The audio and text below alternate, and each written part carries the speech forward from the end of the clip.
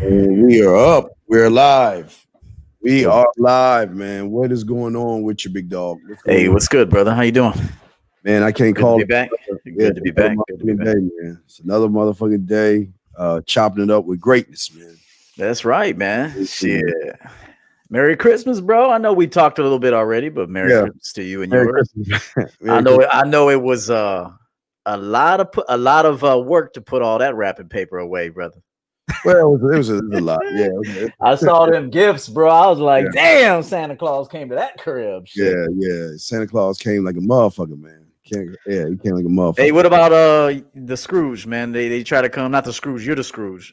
Yeah, no. What happened was Marley. What's his name? Marley? Jacob Marley. Yeah, what Yeah, happened Jacob was Marley. yeah, Jacob Marley came and Jacob was and we adjusted. Jacob Marley came and Jacob was telling me that three ghosts were coming because I'm so fucking selfish that I have to change my ways. So the first ghost was the ghost of hypergamy.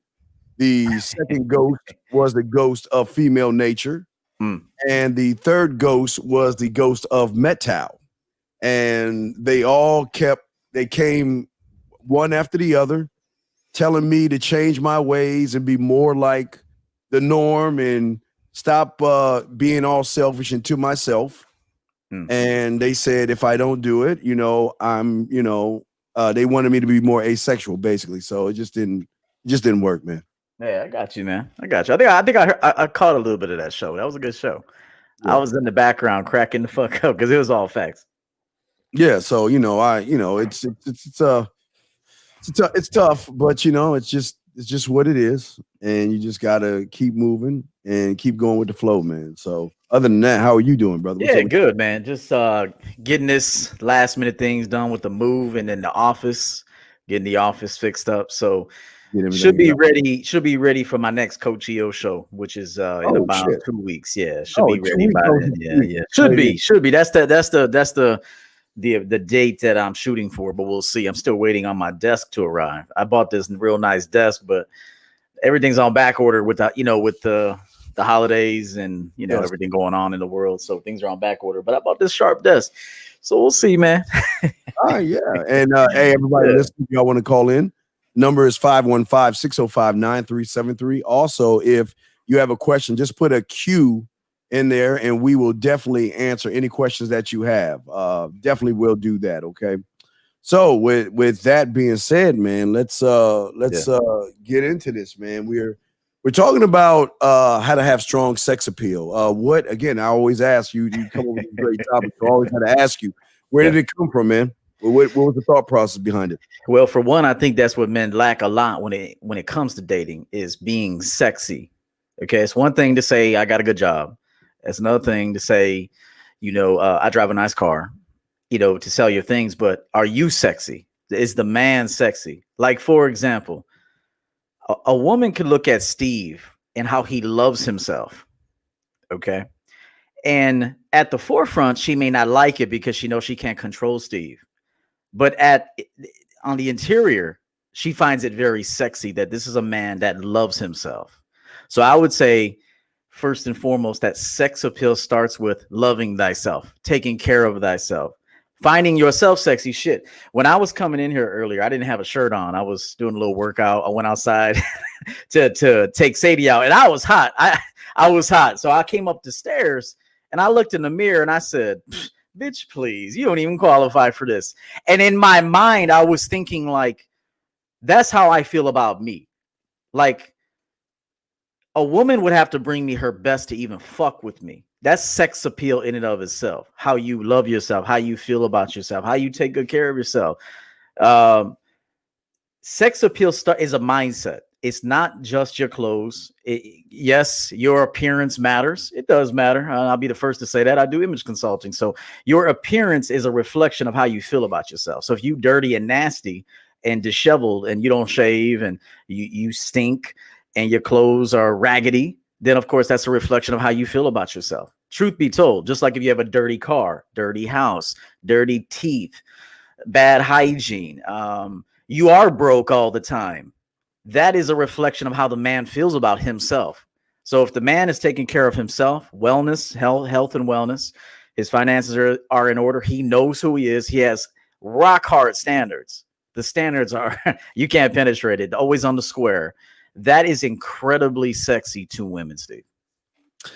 Yeah, I truly feel when it comes to, and we'll talk more about it, but when it comes to strong sex appeal, it's not about the woman and what she thinks. It's about what she perceives by your behaviors. It's what you're expressing. And so many men run from sex appeal. They run from it. It's a very scary word in our area, because that word is saying that, oh my God, you mean I have to be romantic? Oh my God, you mean I have to be sensual? Oh my God, you mean I have to be smooth? Oh my God, I can't even talk to a woman, more or less do those things. So, fuck it. Oh my God, it's the worst thing since sliced bread. So, when it comes to that, and we'll talk more about it, but it's more about a state of mind, like you were saying before, brother. You said something that really jumped out at me. You said, I have to. How about I get to? I get to demonstrate who I am. Yes. It's almost like a burden. Oh, I gotta be sexy. I gotta be sensual. I gotta represent myself. A fucking man loves representing himself, man. A man looks forward to representing himself. Yes.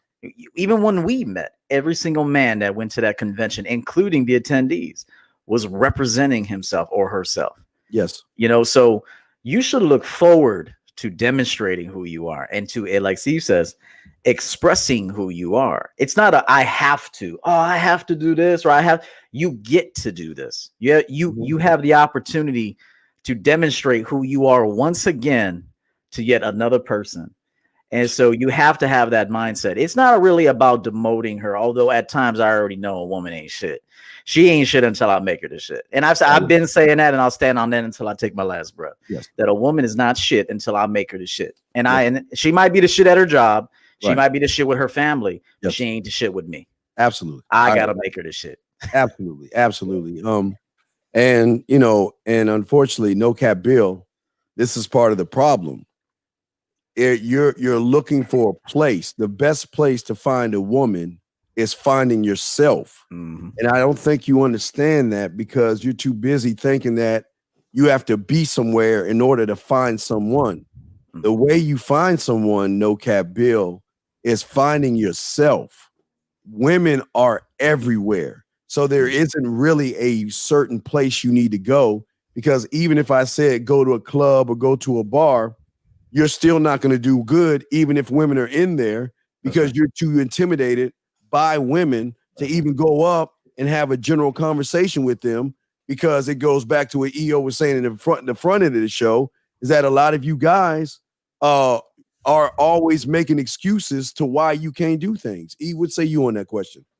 Yeah, I mean, women are everywhere, and I even if I retract and think back, rewind some things, it was when I was intentionally looking for women sometimes that I didn't really find what I was looking for.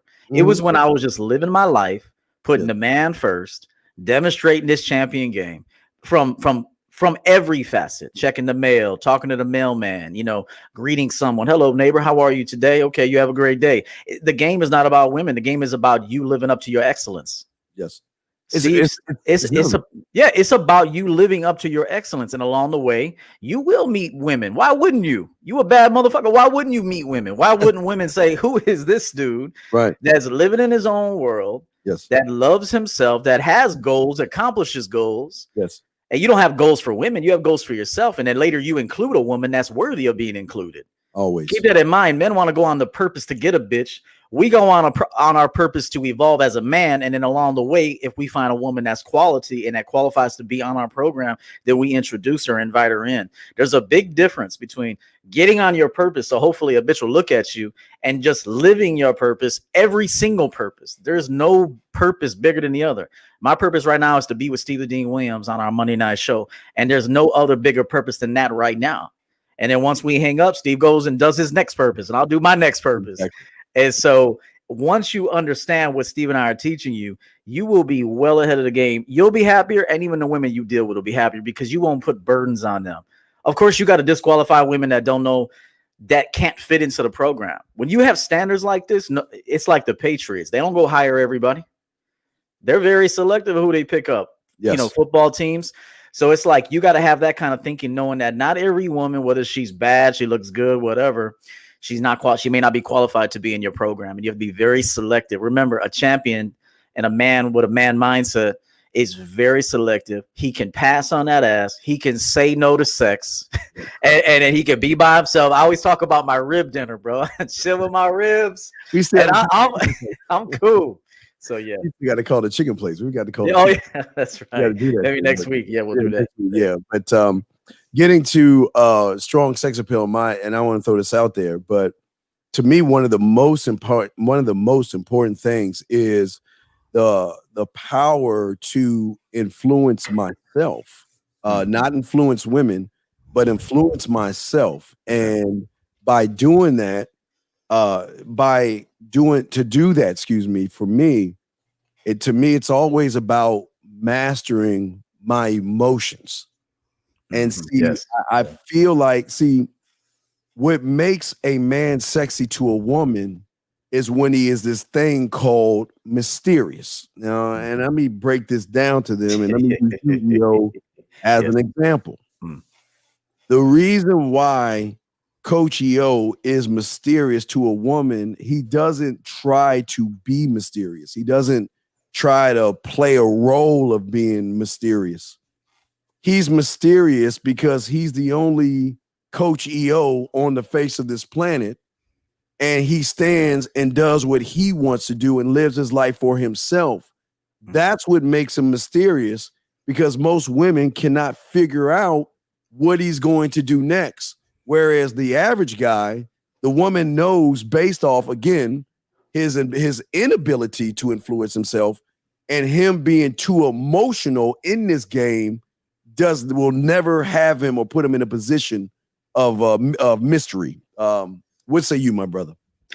Yeah, and one thing that I've learned too is that if you pick, now all women are emotional, even men can be emotional. Human beings have the capability of being emotional, and sometimes emotions can be a good thing. It just all depends. I'd like to say men should be passionate, men should be emotional. So men should be passionate.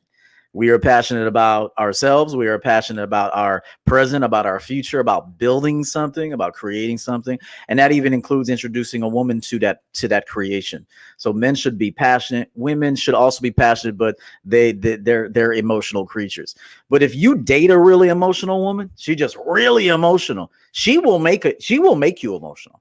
Like we say, you can't make us do something, but if you're around something all the time, it's going to penetrate you. So one thing, a real piece of advice I want to give to men out there is don't date really emotional women. It's okay. Get her emotional for you. Get her emotional because how much she loves you and how much she wants to be with you. Like you're the number one seed. You're the number one seed. You got home field advantage. Like she got season tickets to go see you. You know what I mean? And I'm saying that, as an example, but if she's going to be emotional, let her be emotional for you in your program. But if she's just emotional in general, I say, honestly, you can't really control that, nor should you want to.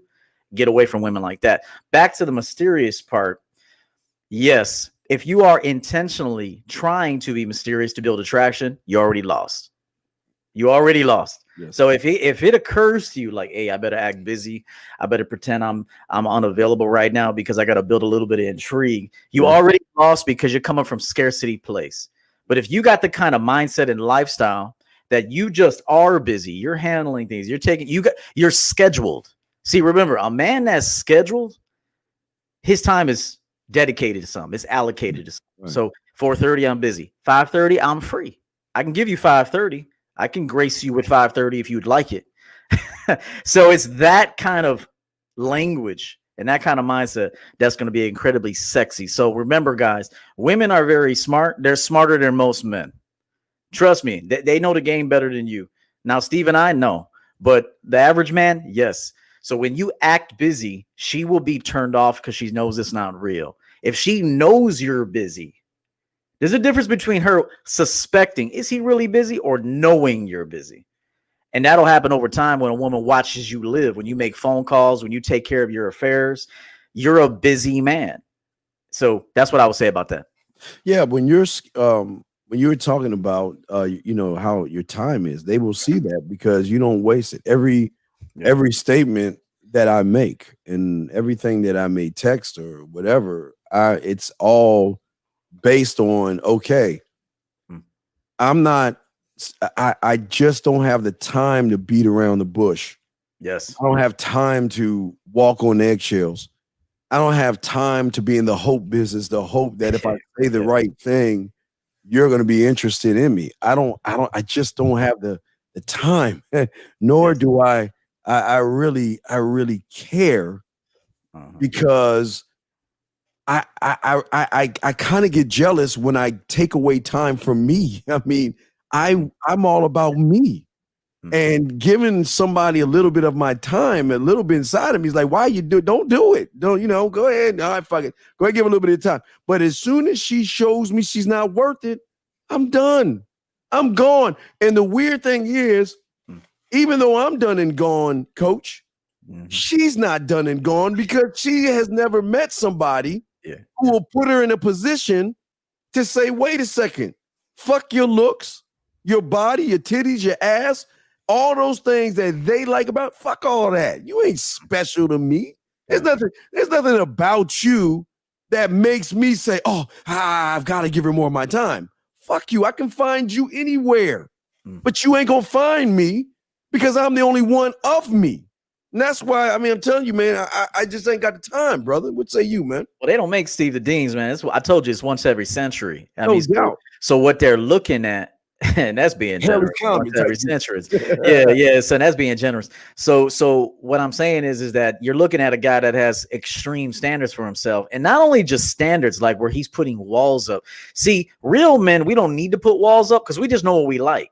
There are no walls. We just know what we like, and we know what we don't like. Yes. And that's getting on the sex appeal again. You guys think it's a look. Yes, it is. It is your look. It's your movements. Yes, it's all part of the equation. Having specifics. Like, for example, if a woman asks you, what do you want to eat? And you say, I'll tell you what, I want you to stop at Chipotle and give me double chicken. All right. Corn tortillas. I want brown rice, add some of them peppers, some cheese, some corn, put some tomatoes on there. I want guacamole and chips. And I want you to stop at the gas station, pick me up a bottle, not a fountain, a bottle of Diet Coke. and if you can give a woman specifics, she's like, this motherfucker right here has standards. He knows exactly what he wants. He said it like he said he knows. He doesn't have to think. He knows. Right. So understand that. So when you give a woman specifics about you and what you like, she will naturally know what you don't like. Keep that in mind. Don't focus on what you don't like because that's pessimistic and that's coming from scarcity. Yes. Tell her what you do like and what you do appreciate and what you do enjoy. And naturally, if the bitch got some sense, she'll do those things and stay away from the opposite of that, Steve. But you're also training her. You're also training her. That's right. And what y'all guys understand is sex appeal, they pay homage to, they worship, they will pay for it. And that's right. The sex appeal is so strong with a man that a woman, again, I know it's hard for y'all to believe, but a woman will take her own money, gentlemen, or the suckers she's taking, but most of the time, her own money. Yeah. And like as long as it ain't ours. Right. As long as it ain't our money. Right. And it's like, okay, you know what? Well, I'm gonna go see him, but it's not just I'm going to see him for some dick. You know what? I'm on my way. Oh, there's a Chipotle. You know what? I'm gonna go ahead. I already know what he wants. I'm gonna pull in. I'm gonna get his shit without him even asking. And then there's a fucking corner store with I get that bottle of Diet Coke. You know, hey, I need to get some gas anyway. So while I'm out, I might as well get the things he wants. Because if I'm paying homage to him, that means I'm in his radar versus all the other women. So they at that point, they're trying to stand out. And that's what a lot of guys don't understand. See, so many guys are trying to stand out with women, but if you're working on yourself, they try to stand out to get your attention. Ian, I know we got a few questions right there, but what say you on what I just said, brother, real quick? Yeah. I mean, you know, when you really got control over the situation, when you can get a woman to drop off stuff at your door and leave. Leave like DoorDash. hey, because if it's not a scheduled appointment, if you're not scheduled for some dick or you're not scheduled for my time, and if you want to do something nice, hey, I might be coaching. I might be busy. Or I might be in the bathtub, shaving my nuts. I'm not getting out the tub. This is an unscheduled visit, baby girl. So, hey, I'll tell you what you could do. Thank you, baby girl. Drop my shit off let me know. Yes. Take a picture like Amazon. Yes. Take a picture like Amazon that you dropped that shit, so I know it's there. Yes. And then bounce, and I'll holler back. Yes. That's when you know you're in control of the whole situation. And on top of it, she's like, God damn, this motherfucking sexy. He won't even come to the door. That's how much he loves himself, that if it's unscheduled, he won't even come to the door right now. Guys, they love it. I know it sounds crazy, but they love it because in their eyes, they're saying, out of all the other women that he has, I hurried up. I made it first. I was first in line to get him what he wanted to eat. He asked me to get him something. That's right. You know what? Oh my God, I won. I beat out all the other bitches. Y'all don't even see. I know y'all don't see it because it's so far out there, but believe me, they will love to do that, like DoorDash, take the photo and go about their way because they know there's going to be dick later on. They're going to get or time. It's going to be dick or time or combination of both. But here's something from Rocky GL, I guess.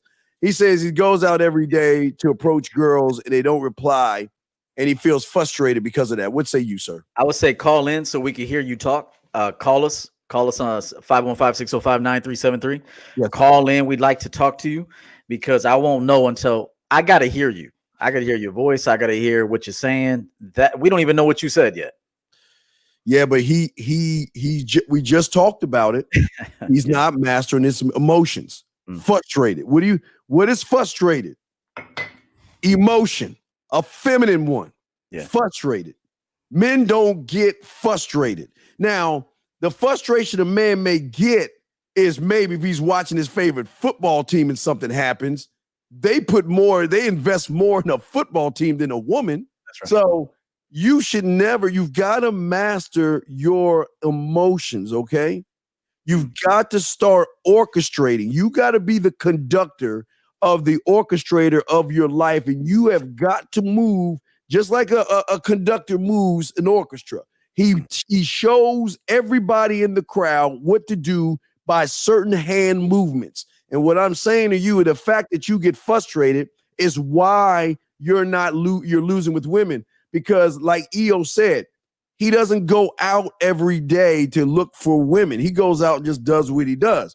You're going out looking for women, number one, EO, I think. And number two, he's looking for an end result. Some YouTuber probably told him that if you go out 1,000,000 times, you're going to get a first lay. They call it lays, I guess. You'll be able to get a one-night stand. You just keep pushing. And it doesn't work that way. What say you, E? Again, Rocky, call in. I'd like to hear from you. I'd like to ask you a couple questions. And here's the other thing. What is wrong with just saying hello to a woman? Like, hey, how you doing? Like you guys are trying to jump the gun and go straight for like sex talk or can I see you sometime? How do you know you want to see her sometime? You could discover something about her. She has some nasty breath or she got a bunch of kids and maybe you don't even want to be bothered with that. Like it comes back to a man's standards. Yes. If you don't know what you want, then I put this in my book. You'll be a sniper shooting everywhere. Because you don't know what your target is. I put this in my book. Right. A man that knows what he wants is a sniper, and he zeroes in on the target, and then he knows exactly what he's looking for. He knows when he sees it, and then he fires. A man that doesn't know who he is a bad sniper, just shooting everywhere. He killing civilians and everything. And no wonder you feel frustrated because you're not a professional. You're not a professional at this. So I would like him to call in. You got to get specific. You got to know what kind of woman, what kind of vibe. Does she give me the vibe? Vibe is important. You can't just approach a bitch because she got a sexy ass. What's the vibe like? You know, so it can't be about the ass. The vibe is important. You know, Right. if the ass is there, cool, but vibe is more important than anything, and connection. Yeah. Well, I feel that even with him and the question that we have right here, there's no intensity. And before I even get to the intensity, let me read this. Okay. See here again, you guys are still have the same weak mentality thinking. The opening, guys, please understand this. Approaching a woman has nothing to do with the game. It is just you approaching her. Remember, a woman is doing a million things. You don't know what her schedule's like. Remember, she's not waiting at the corner of your face in the pillow and your ass hanging up in the air. She's not in the corner waiting for you. She's got a million and one things that she's doing. You come into her life. You are not the first thing on her list of priorities. You're in there depending on how you do it, but you are not the top priority. So if you're too busy worried about an opener, then you have already failed, because the game starts when the two of you begin to do this weird thing called communicate back and forth. That's when it starts. When you're approaching her, you're interrupting her day. That means you're going in. That means she's going this way. You are stopping her from whatever she's doing to just approach her. But that's not the game. So if you're worried about the approach that has nothing to do with the game, then this is why they're not messing with you, because you won't know what to do if you exchange information with her. What say you, E? What's up?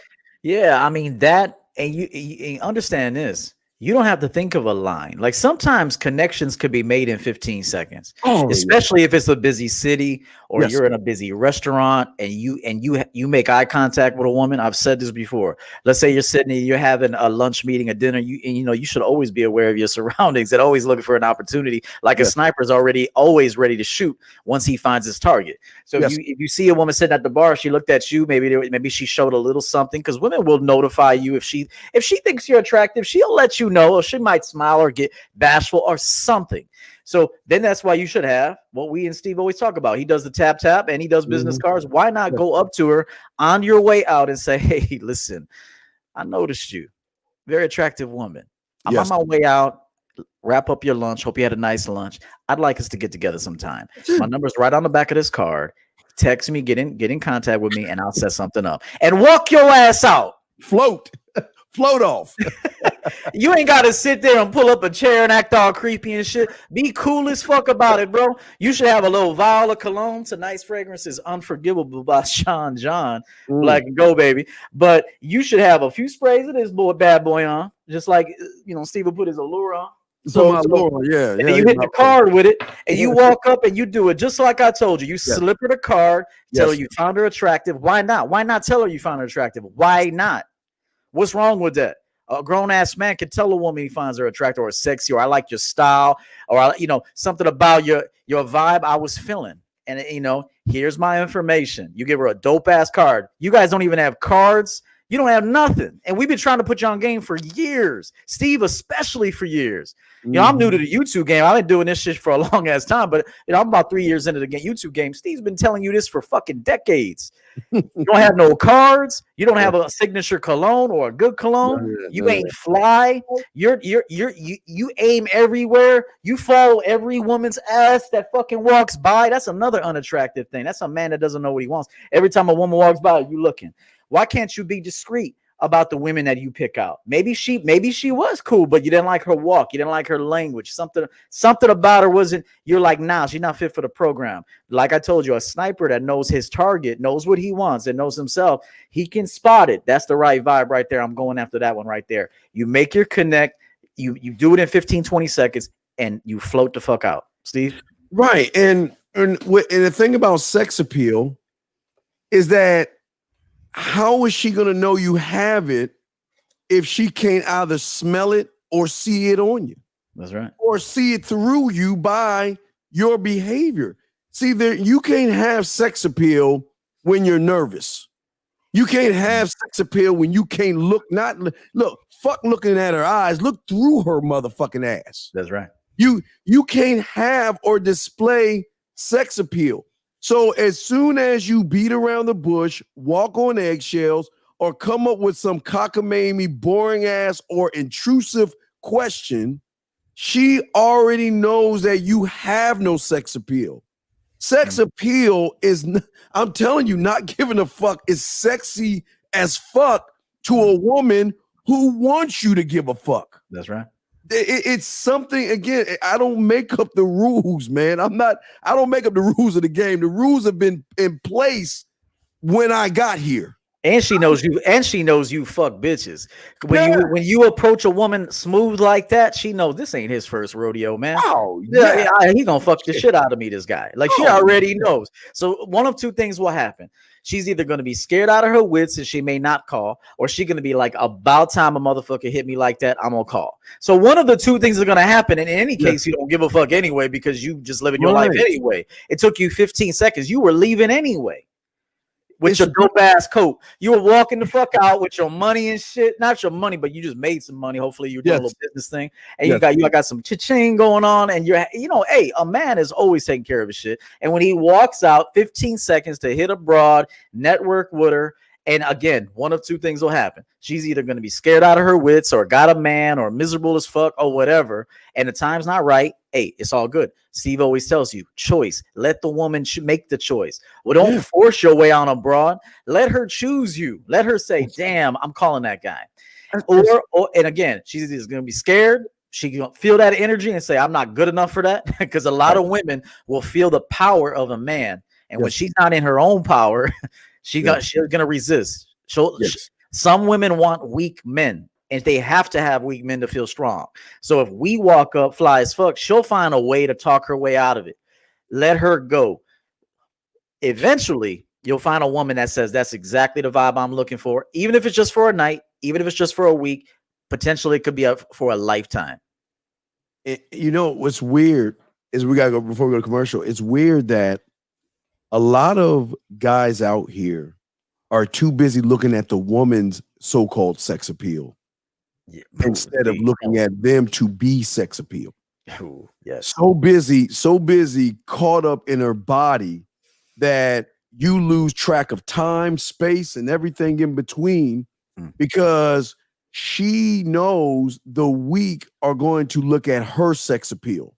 That's right. Whereas the strong is going to force her to be more attractive to that man. Why do you think these women dress the way they dress? Put on all that makeup and all that other stuff. They don't do that for weak ass people. They don't go out every day buying dresses, shoes, push-up bras, makeup, wigs, eyeliner, makeup, hair, all that other bullshit. You don't do that for chumps. For chump, right? They don't do that for the regular guy. Yeah. And it goes back to nature. When in the animal kingdom, when the women notice the alpha, they are trying to position themselves to be chosen. It's the sex appeal of the man that we're trying to show you. It has nothing to do with the women. We keep saying that.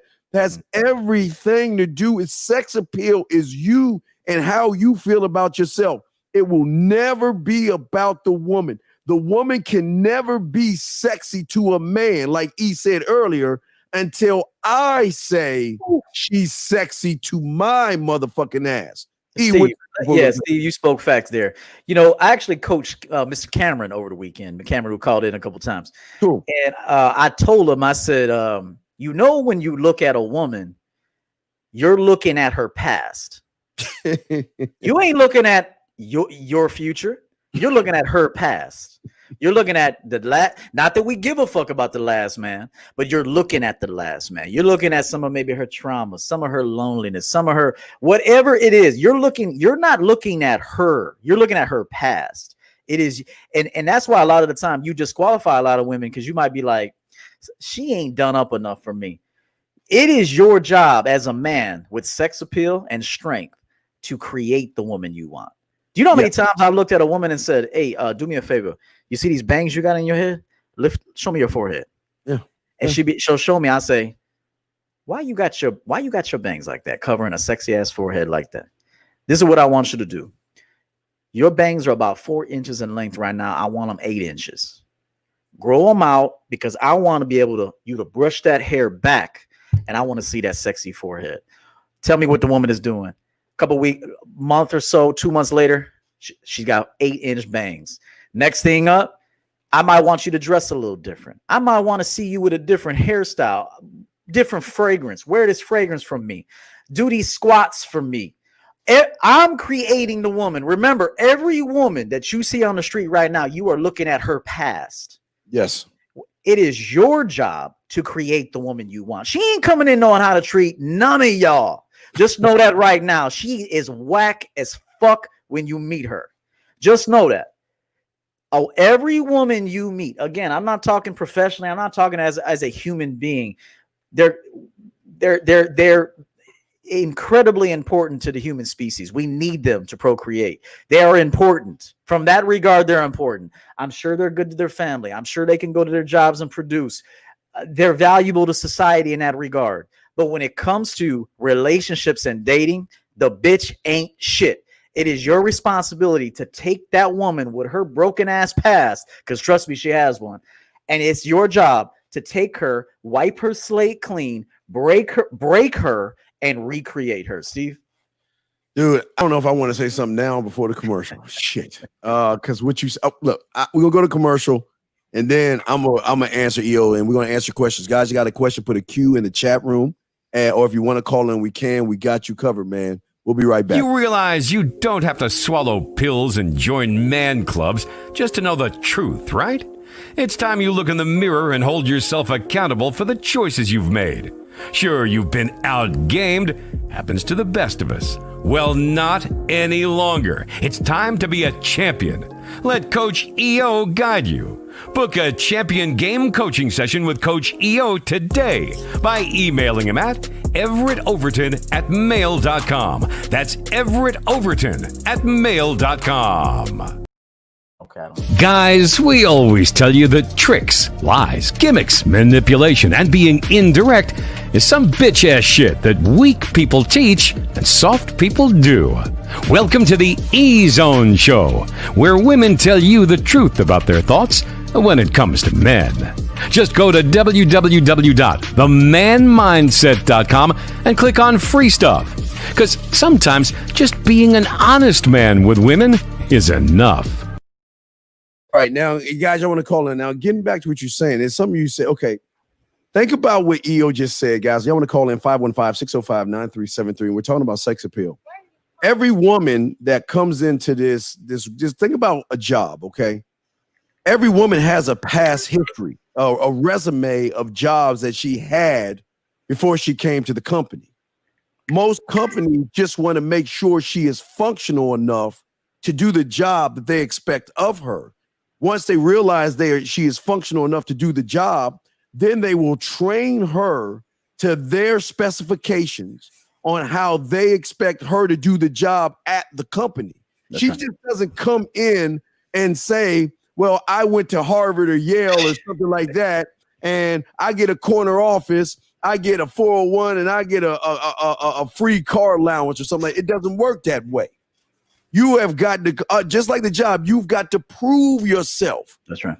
The thing about sex appeal is that what appeals people to the job is sometimes the money and sometimes the stability of the company.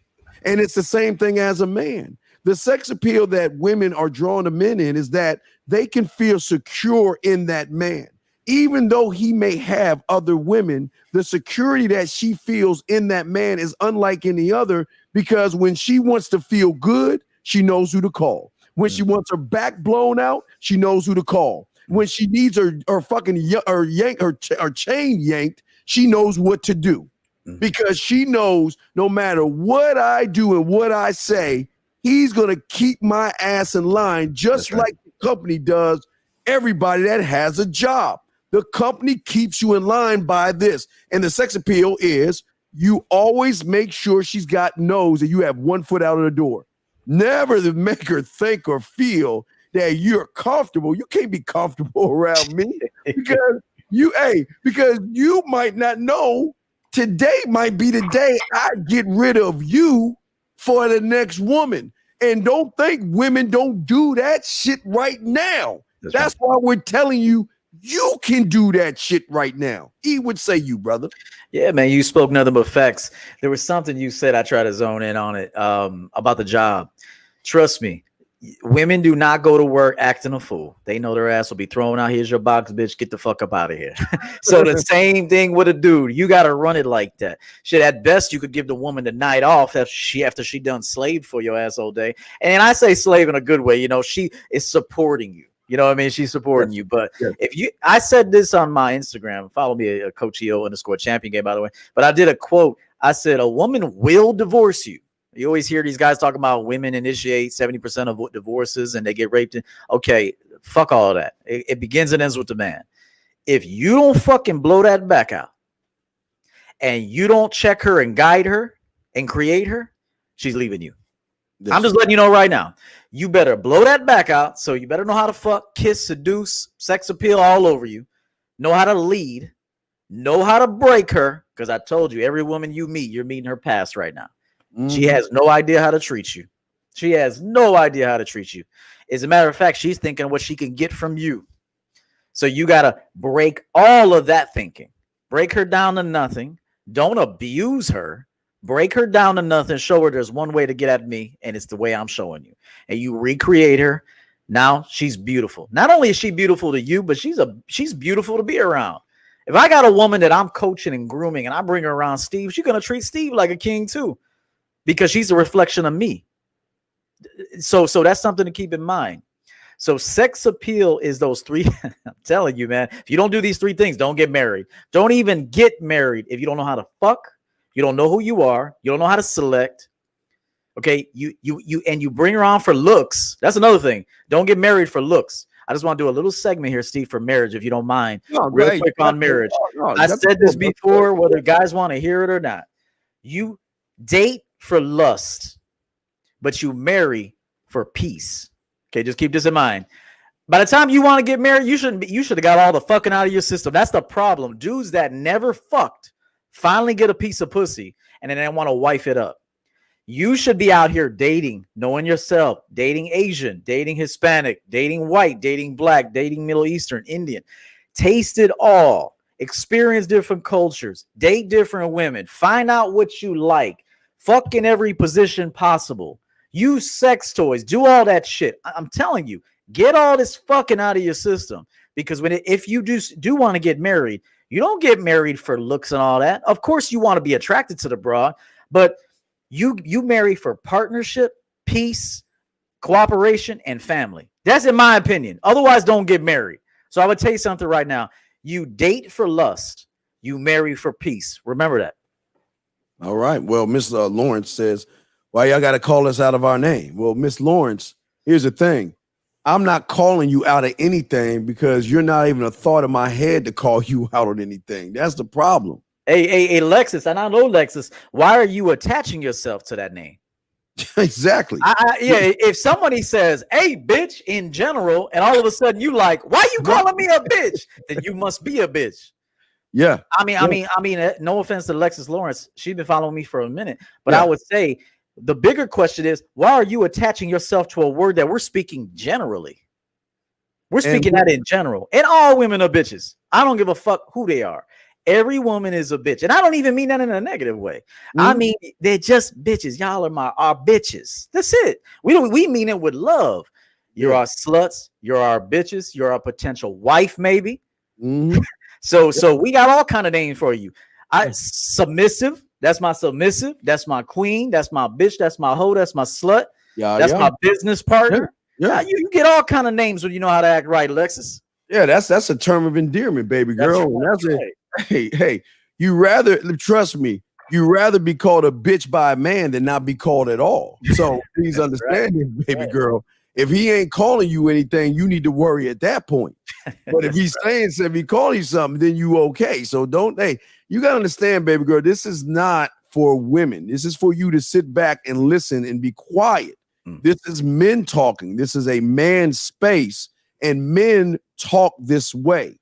And if you cannot handle that, then please just sit down and cook a meal or go do some laundry or something and allow men to talk. I'm not here, nor is Coach EO here to explain ourselves. And gentlemen, this right here is a part of sex appeal right here. That's right. Because we're not allowing them, or a woman in this case, to not only try to take over the show, but try to dictate how we should talk, not only to each other, but to you. That's yeah, right. I mean, E, what say you, man? Yeah, man. I mean, I just hit like you hit it on the head there. If we're not calling you anything, you got bigger problems. You better be happy when a real man calls you a bitch. Come here, bitch. Come here, bitch. Come here, bitch. Come here. Get on your knees, bitch. Like, if you don't like that, then you're gonna be single. You'll be by yourself. I mean, I don't know why you would want some soft ass dude in your life anyway. You're already soft as it is. You're already emotional as it is. You already don't know what the fuck is going on. You're not a rock. You need the opposite of you. You need somebody with some stability, with some leadership. That's a rock. That's going to keep everything stable. Why you want to be with another unstable motherfucker that's scared to call you names that he wants to call you? I'm going to tell you something right now. Every man out there wants to call you a bitch, a slut, and a hoe. Not that you're a community hoe. You're my hoe. We got calls, bro. Yeah. All right, we got two calls. 818 will bring you in 303. 818. What's your question, sir? What's up? Hey, what's up, guys? This is Cameron from LA. How's it going? What's up, Hey, Cameron? How can we help you, brother? What's up, brother? Good. I just want to do a quick shout out to Coach EO, Steve. Is that okay? I had the coaching session with him. I'm the one that he mentioned just recently. You got the floor, brother. Go ahead. You good? All right. Absolutely. So I just want to say to all the gentlemen that are listening, highly recommend Coach EO's coaching session. It was very, very insightful. He's an excellent listener, and he helped clear up a lot of things for me that I was confused about. And just how Steve, what you do for both of us, for us, is that both Coach EO and Steve, you guys dumb it down for us in the most simplest way, and all the confusion of all the content that we hear from other people. Although I got valuable information from other people, but for your guys' sake, you simplify it for us men and you make it easier. And I felt a whole lot of freedom and mental real estate open for me to do other things and just focus on what I should be doing. So I understand myself better and understand how I should be dating women a lot better. Thanks to Coach EO and as you as well, Steve. So I just want to give that quick shout out. All right, Thank you, Cameron. Thank you, brother. We'll throw you back in. Area code 303. What's your question, sir? How can we help you? Hi, fellas. Can you hear me? Yes, sir. What's your question? Hi, my name is Drake. I'm calling from Denver. Hope you all are having a good evening so far. Yes, sir. I do have a question. It's not really applicable to the topic tonight. Sure. But recently, I'll try to make it quick. I don't want to take up too much of your guys' time here. So I reached out to a girl that I used to go to school with, back in high school, whatever. Okay. And back then we kind of had, a little bit of an interaction, I guess, put it in layman's terms. But I wasn't really confident back in those days and stuff. And so I kind of been working on my game, been listening to, Coach EO, Steve, Lucario, a couple fellas like that. And it really was insightful on me, just like taking accountability for my own actions and stuff like that. So I reached out to her and, I was like, hey, you're looking phenomenal. Nice to see that you're taking care of yourself, blah, blah, blah. So I ended up asking her on a date, I wanted to see her. So, I go pick her up and we go and we get some food, whatever. Oh, chopping it up, casual conversation. Oh, what's going on, brother? Bro, hold on. I'm sorry. Wait. No. You good to go. I'm gonna let you finish, but I just got to make sure I got this locked down and shit. Wait, real quick. Wait, one thing at a time, because we'll let you finish, but please answer this question. Tell me what was so special about that woman where you took her out and wasted your money on her? Oh, I wouldn't necessarily say it was a waste of money. I mean, how much was the bill? It was maybe $30. I didn't take her to no 5-star restaurant, man. It was just food. We had a little history. Well, then if you had I took her to dinner because that's brother. All right, go ahead. If you had a little history, is it sexual history or is it history? Which one is it? Yeah, it was. Sexual it was sexual history, but I didn't escalate it initially. Wait, what do you mean? Wait, escalate. Wait. Oh my God, the PUA words. Get that escalate shit out this show, man. That's weak. Listen, if she's brother, hold on. I'm gonna let you finish. Let me finish. Hold on, real quick. We'll let you before you finish because I want you to say something about this real quick. Hold on, one second. But I'm asking you, brother, real quick, is if you've already fucked her, right? Yes. Yeah. You've already you've already penetrated her. Then why are you going backwards and feeding her instead of just setting up a time to fuck again? Okay, yeah, you're right.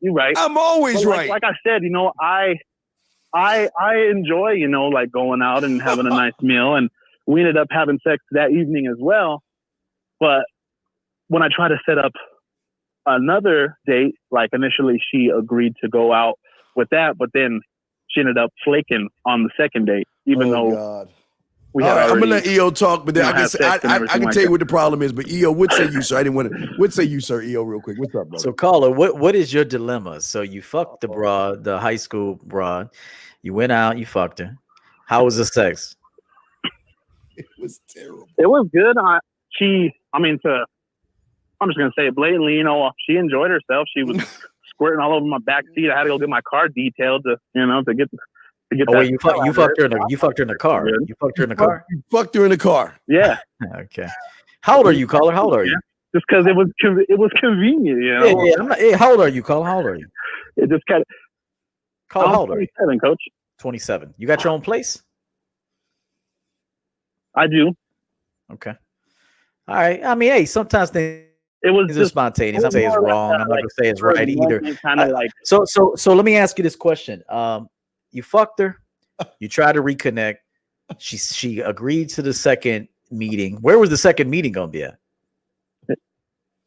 Well, I even told her just like this. I was like, hey, what are you doing Tuesday? Because that was my day off that week. And she's like, oh, nothing. Blah blah blah. She's like, I'm not doing anything. And I was like, all right, cool. Well, I want to see you, so I need you to do me a favor. I need you to get dressed. I need you to look sexy, and I'm going to come and pick you up, and we're going to come back to the crib, and you're going to come all over this dick again. And she's like, oh my God, I need that so bad, blah, blah, blah. Just kind of like feeding into what I was saying initially. So I reached out Tuesday to confirm, but I don't know if it's because it snowed that day or what, but she didn't even. Well, let me put you later. Yeah. Okay. Let me just make sure that I get the final portion of it. So she basically did not see you the second time around, right? And she didn't text back, and she didn't text back either, right? Basically, she just ghosted the second time. Do you realize that women have men when you reconnect or meet them for the first time? Do you know? Okay. So I know that. I'm not naive, coach. Okay. I know that. So what were you trying to what was your agenda? Like that. Yeah, I got you. What was your agenda with this girl? I mean, clearly, why are you calling us about one woman? That's just my question. Okay, you fucked the woman from the past. You took her to a $30 dinner. You're supposed to reconnect with her a second time. It didn't work out. Why does it matter? I was just trying to see maybe if I did something wrong, essentially, so I don't make the same mistake again in the future. You did. I wasn't like, oh, I'm head over heels for this broad. I'm trying to marry her. Steve is about to tell you what Steve's about to tell you what you did wrong, but I will provide a flip side to the coin. Maybe you didn't do anything wrong. Maybe the broad just didn't want to see you again. Is it possible that a bitch could just want to fuck once, but she really got somebody else, or she got other ideas, and she just didn't want to fuck you again? Now, women will take your free attention. Shout out ARC. Yeah. So she'll take your free attention. I say shout out to him because he'll make a whole video about us if we don't. So what I'm saying, right. But I'm saying that sometimes a motherfucker just wants to fuck one time. Have you ever wanted to fuck a bitch one time and that was it? If you haven't, then just say you haven't. Because I know that there's been one and done for me. Like that was it. It's a one-timer. I'm about to see this broad again. I just wasn't feeling the vibe. I still hit it, but it's over now. There's sometimes now Steve's gonna tell you everything you did wrong right now. I'm basically going to tell you something that's just an alternative possibility, which is maybe she just wasn't feeling you to see you a second time, my brother. That's it. All right, let's now you could be right, but 303, let's look at this bullshit you said. First, you were passive as fuck. You was beating around the bush, walking on eggshells, and you wanted to go have a $30 meal with this woman that you fucked in the car. Then you turn around and simply say, then all of a sudden you want to be a man about things and be like, I want you to get up on this dick. Why didn't you say that shit in the beginning? Wait. Hold on. Well, initially I had to gauge the situation. I didn't want her to think that I'm just being like. Go ahead. Be like what? You didn't want to think of the beat that you were like what, a man? Look, we already fucked. I'm not feeding you. I'm not spending $30 on you, and I'm not. And we're gonna fuck. But here's the work. Here's the thing that you guys don't get. When you don't know how to fuck, eat pussy, or talk dirty to a woman, she's not gonna fuck with you. Now, EO could be right. You could be just a one-night stand and she goes about her way. But see, when you know how to fuck, you get this thing called return customers. That's right. You did not fuck her. And you talking about she coming and squirting and all this other stuff. If that's the case, why did the bitch flake on you, man? If you did all those, I don't know, Steve. Bro, I'm not gonna lie to you. I ate her pussy in the backseat. She came in my fucking mouth. Okay. I choked on it a little bit. Okay. I'm not even just saying this to caress my ego or nothing like that. That really happened. Okay. Okay. It really is. Okay. She could do that with a dildo. She came. So what? Okay. And what? And caller, understand this. So these women, caller, listen. These women are out here. Hey, listen, caller. Go ahead, coach. Caller, listen. These women are out here fucking, man. That don't mean nothing.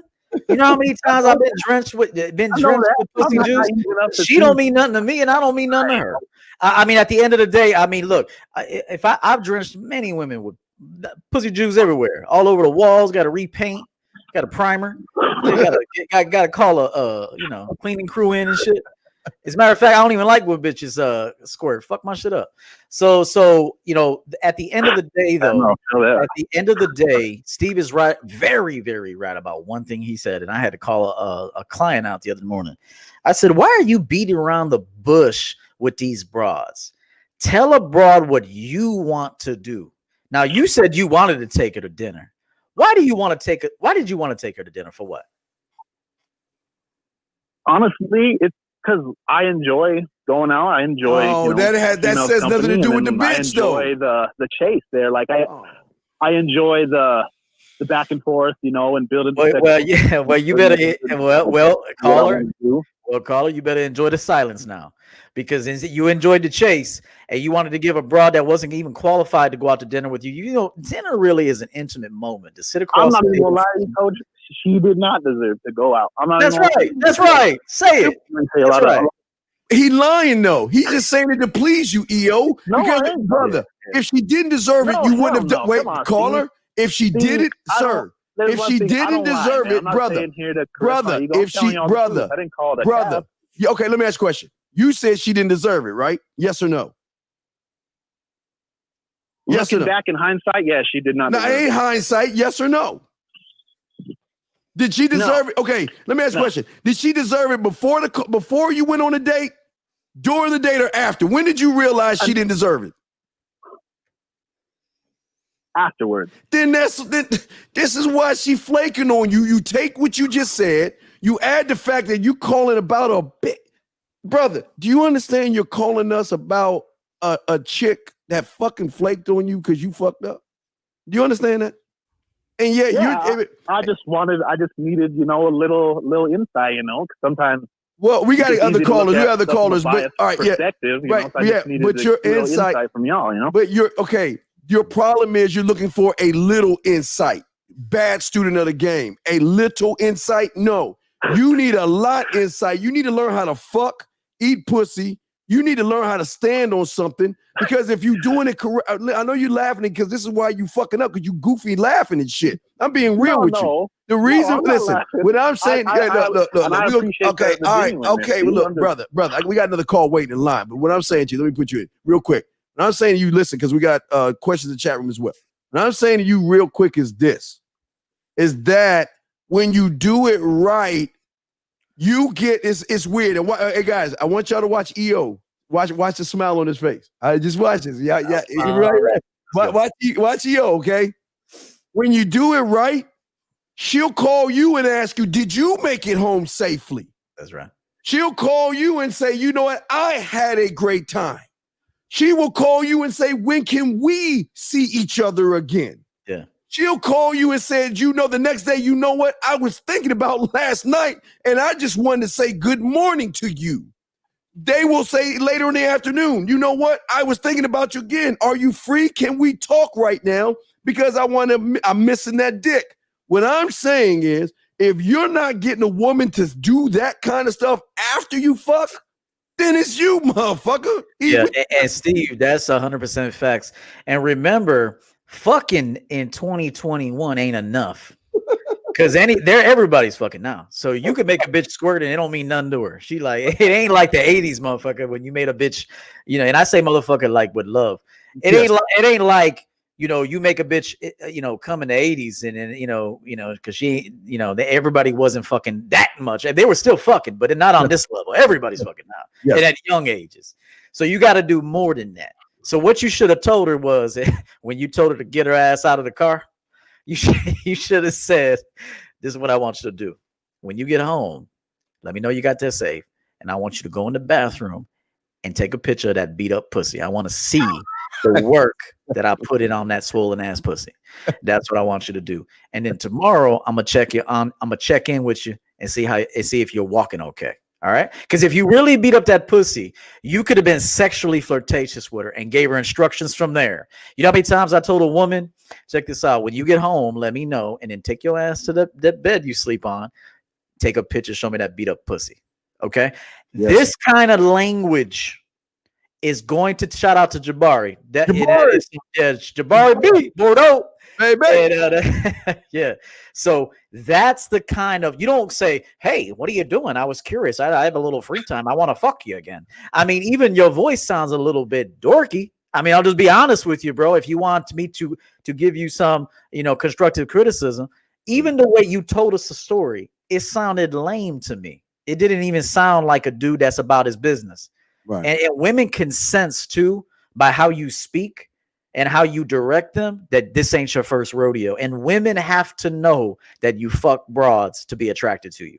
They gotta know you fuck broads. If they even suspect for a minute, like, damn, this motherfucker sniffing my pussy and wants to sniff it again in like 2 days, he must not got no ass. You must know this, sir. Yeah. He's worried about the flake. But okay, thank you, Carl. We appreciate it, Denver. Area code 713. Sorry for the long wait, sir. What's your question, man? How can we help you? I'm just listening, fellas. Okay, just press 1 if you have a question. But getting back to that now, 303. If you have another question, call back. But yeah, absolutely, man. The thing that a lot of y'all have to understand is just because you penetrate, that ain't nothing, man. Everybody, he didn't penetrate this. That's right. He did not penetrate. When you penetrate this, you get everything. That's right. That's the goal, guys. Anybody can penetrate what's between their legs. Not too many can penetrate what's between their ears. When you penetrate here again with sex appeal and what you are as a man, that's right. They want you more than breathing itself. Because you separate yourself from everybody, and that's what's. And again, here's another thing. Why didn't she call him and say, you know what? Why don't you come to my place? I'm cooking. You had a long day. I know what's going on. If you're free, I made some lasagna. I made some pasta. You're free. I made some steaks or something. Baked some chicken. Why don't you come over and hang out with me? Meaning, why don't you come over and get some of this pussy? But see, he didn't get any of that. He got to okay. Remember, he met her. Remember, he met her. And he was like, hey, well, you know, let's go out and let's go to Chili's or some shit and have a little bit of dinner and hang out and fuck in my car like we're in high school, right? Yeah, and then he wanted to turn around like, yeah, baby, why don't you come here on Tuesday so you can sit on this dick and shit. You are acting, she sees the lie because you are being real with yourself. On one hand, he was passive. That's what I say. I smell that shit. One hand, he's passive in the beginning. Then all of a sudden he want to be all about Big Dick McGriff. Why the fuck wasn't he Big Dick McGriff when he first talked to her? Cut out the $30, save that on some gas or some lottery tickets, I mean, and then fuck the shit out of her at his place. That's right. Come on. Yeah, and I'll say this. I knew something was off when he told two grown-ass men, and I say this with respect, caller, but you got to learn. When you call into a show where we're actually here to help, and you called in and said, hey, I ain't trying to take up too much of your time. That's what we're here for. So if you told us that, then I would imagine that you called that other broad and said, hey, I ain't trying to take up too much of your time, but hey, would you like to get together again on Tuesday? I'm trying to get you sit on this dick. She was like, no, thanks. She was like, no, thanks. So remember, when you speak to women, you speak with authority and with precision. Understand that this, you got to know this. If there's any passiveness to your voice, any, excuse me, I was wondering if you have a little time, if you can make a little time for me, none of that. It's got to be, yo, check it. I would have been told her what she was going to do while I was fucking in the car. Hey, you making me some fried chicken on Tuesday, bitch. I would have told her that in the car. While I was fucking her, I said, you know, for this dick right here, you making me a full course meal on Tuesday. I don't give a fuck what you got going on. Clear that schedule. I would have told her just like that. Remember this, guys. You know why I win and guys like Steve and myself win? Because everything is with authority and with precision and with no fucking fear. If we never see you again for being a man, adios. If we see you again for being a man, that's cool too. So welcome home. Right, no doubt, man. No doubt. And again, you want to call in 515-605-9373. You got a question, put a Q in there. We're talking about how to have strong sex appeal with women. And I know for a lot of you guys that words is scary. It's a scary word for a lot of guys because a lot of guys have always said this, E, they have a lot of high school thinking. Okay. They still carry it over into the real world. And they're saying, okay, well, how do I get the women like EO is saying? Then we use the word sex appeal. It's a very scary word to an individual who has no idea about his sexuality, brother, who has no idea the palette or the level he's on sexuality, the range. I always call it range, excuse me. You know, like an actor, like or Denzel Washington or Brad Pitt. They have range. What range is in the cinematic world is you could be a bum, a gangster, a good guy, a father, a loser.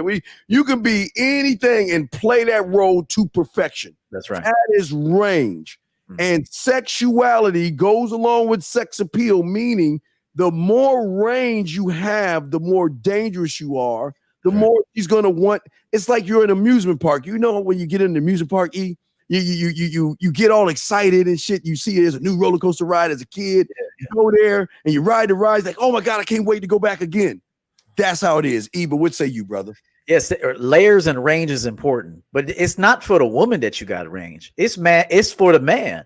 It's so you can enjoy this experience to the maximum. Yes. It's not for the woman. She just, as a byproduct, benefits from the magnificent man that you are. Yes. So just remember, if you do anything specific for the woman, you already lost.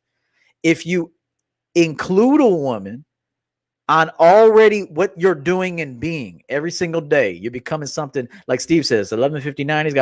He got to somewhat let go of that man before, because he's got to become something new again, recreate himself and be better than he was yesterday.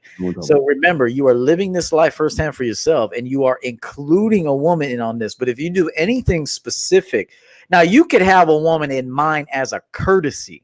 For example, if I know my girl likes Unforgivable Sean John, I will wear it for her on occasion. I'll say, okay, my girl likes this. I'll do this. Boom. Even like if I want to smell something on her, I will get her a fragrance that I want to smell on her. My dick will be harder if I smell this scent on her. You know what I'm saying? But I'm directing everything. There's coaches out here, or coaches or content creators or whatever, that'll tell you, don't validate women, don't celebrate women, don't do anything for women. Remember, when you meet a woman, you're meeting her past. Do you want to be bothered with that? A man understands that when he meets a woman. I don't care if she's 21. You're still meeting 20 years of history. If you meet a woman 25 years of history, and a lot of dicks. 30. And I don't mind that, but it is what it is. Memory is memory. History is history. When you meet a woman, you're meeting her past.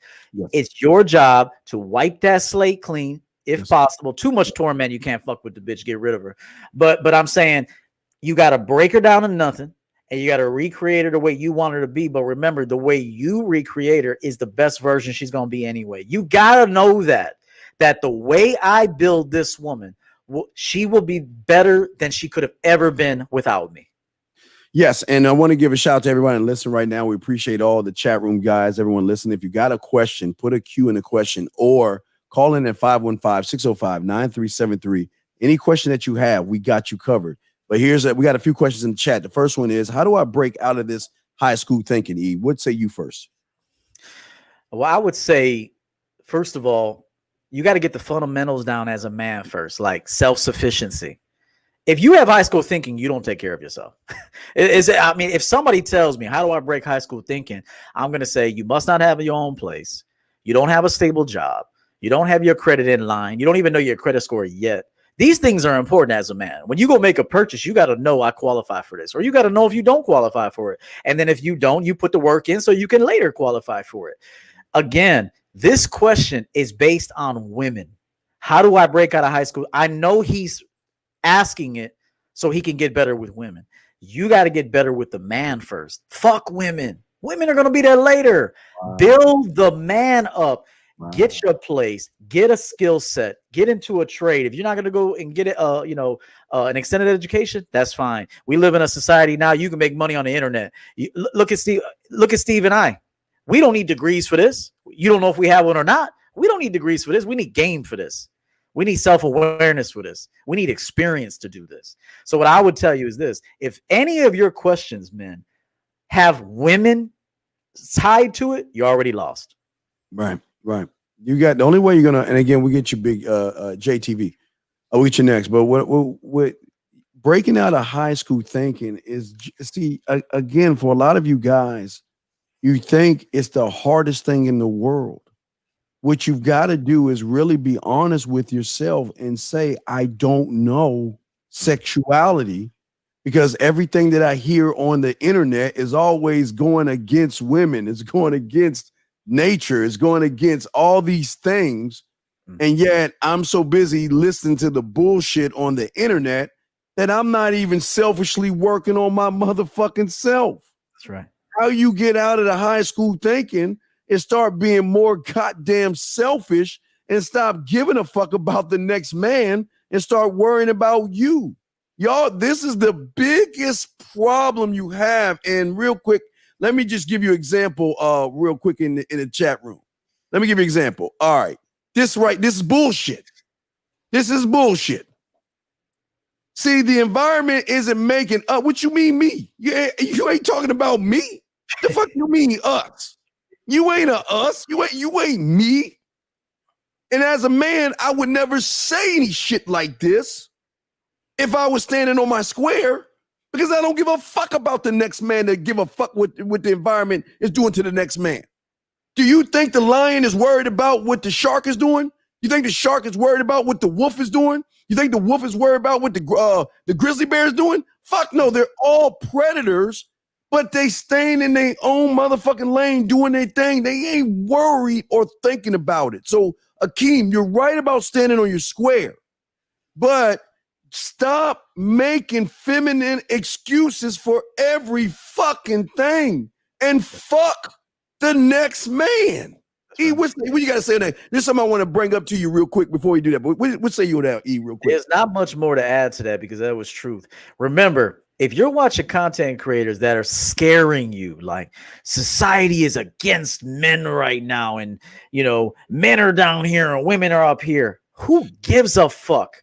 If you're being transparent and honest and authentic, every time you meet a woman and you're not selling her a dream, do you know that a lot of this bullshit that you experience, you brought on yourself because you lied to the bitch?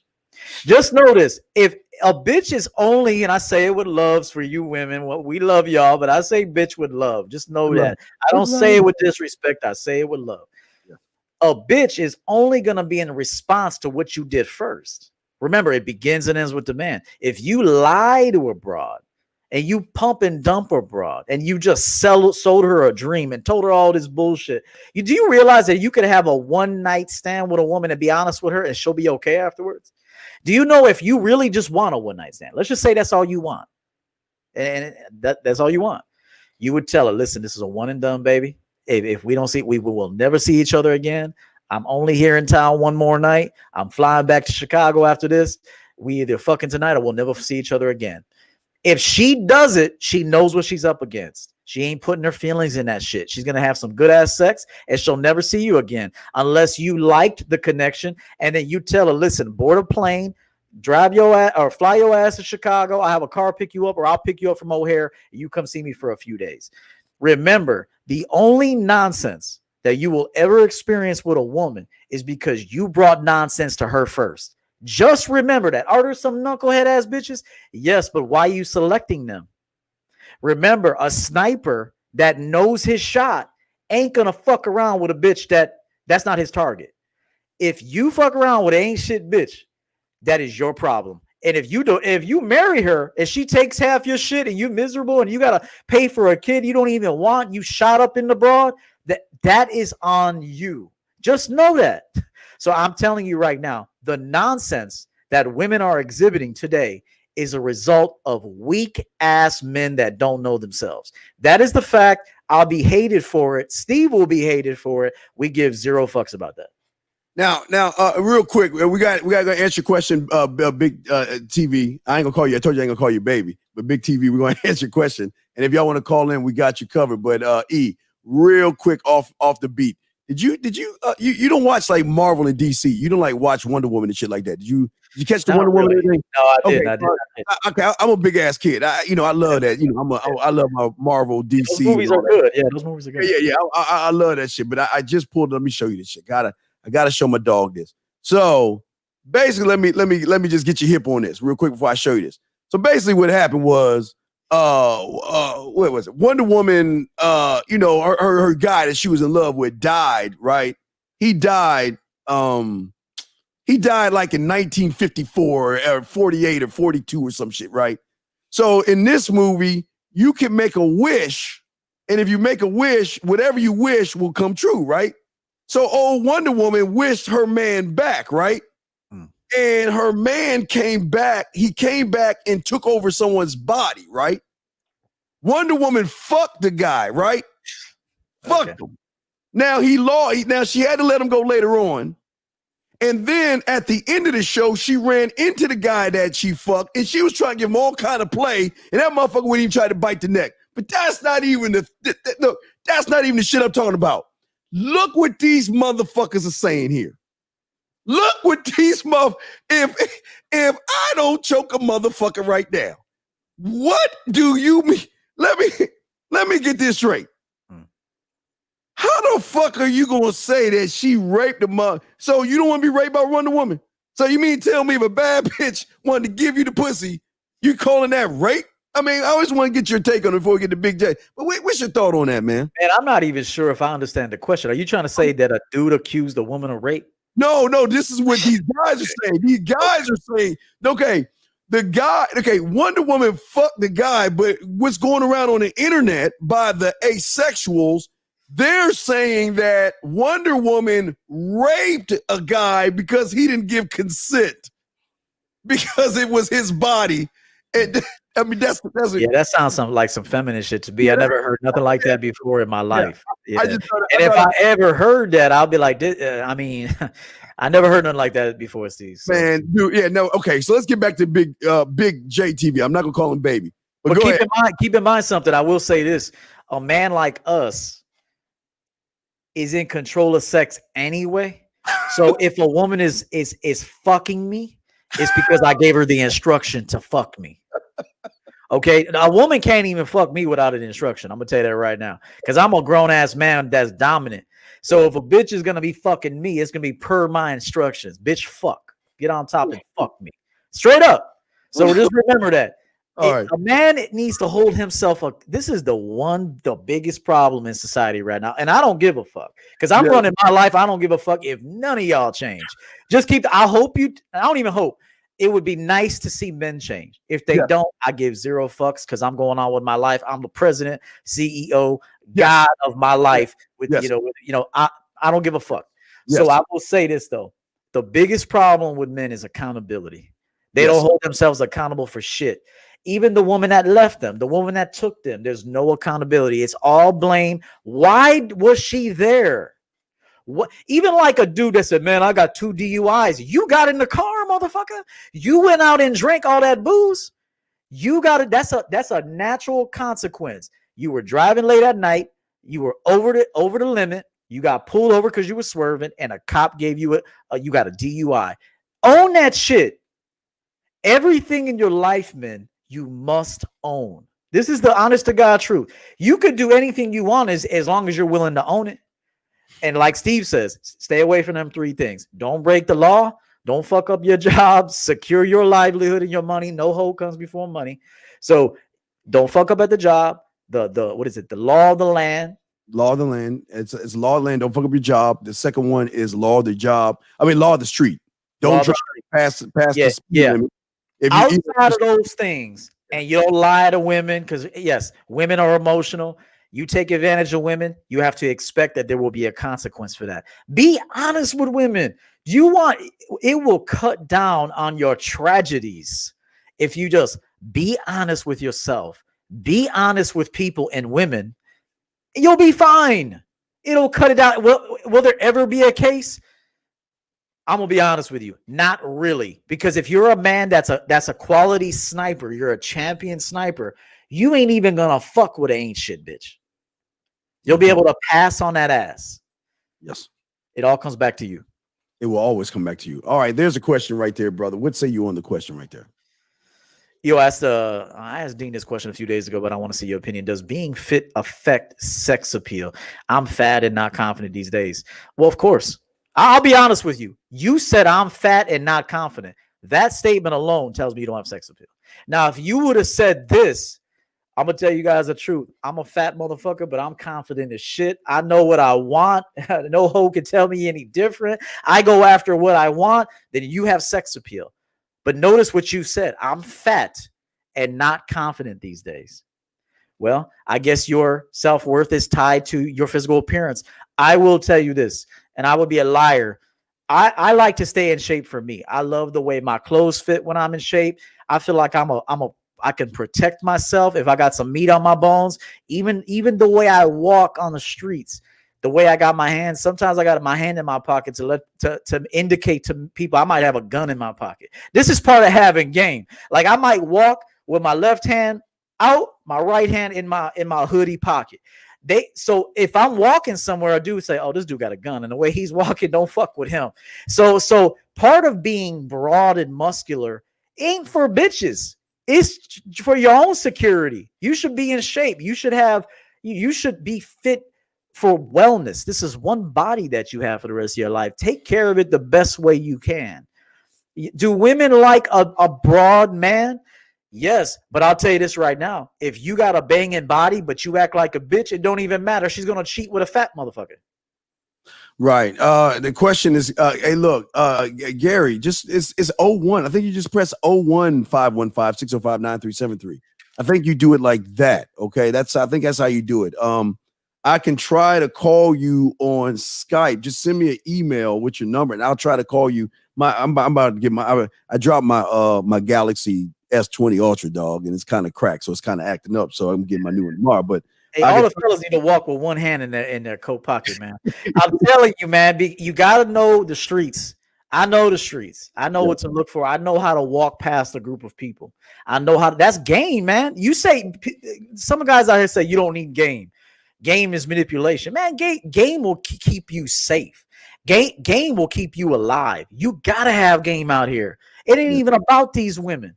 I put meat on my bones, so if I gotta get in a fight, I could take a punch. I ain't for this broad. Fuck this broad. I want to be able to take a punch, man. I want to take one on the jaw and be able to swing back.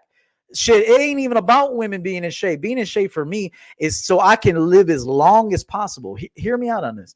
Being in shape, like Steve, he rides the bike. That's good for his heart. It's good. It's good for blood flow. Cardio. It's good. Yeah, it's cardio. It's good for him. If you pound weights too, that's good too. Yeah. Because if you have a broad stature, there might be a motherfucker that looks at you and thinks twice, like, nah, not him, man. This motherfucker looks like he can fight. I'm telling you, you gotta. This is part of having game. Fuck these women. I know skinny motherfuckers that get pussy. I know fat motherfuckers that get pussy. It ain't really about women being in shape. It's about the man. Just remember that it's about the man. Always. Question right here. A woman wanted to get on the phone. Wait. A woman wanted to get on the phone. You mean the phone? Okay. I know EO's gonna get on this. He hates that bad grammar. And I told her to call me in 20 minutes. I'll be free then. And then she proceeded to tell me, no, you call me then EN, sir. How should I have gone? Geo, I forgot the E and gone about this. E, what say? I know you hate the grammar. I'm gonna tell you, this is real. I'm gonna be quiet. Go ahead, E, because I know you're gonna be ready. First and foremost, buy this book, please, and read it out loud every day, so you can work on communication. And I say that with love. Buy this book. It's my first book, Cut the Bullshit. It's a great book if you're looking to be more authentic. If you're looking to play more games, and a lot of people don't buy this book. If you're looking to hold yourself accountable and fucking be authentic for once in your life, get this book, Cut the Bullshit. Secondly, what I'll say is, if I give a woman an instruction and she shows rebellion, she ain't talking to me. She ain't talking to me. That's an easy one. What do you want us to tell her? Oh, well, call her and then plead and beg and grovel, and she'll give you some mercy pussy after you took her to Red Lobster twice.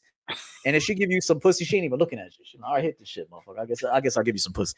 Nah, I'll tell you this right now. If you give a woman an instruction and if you do it right and she rebels against that instruction, she is gone.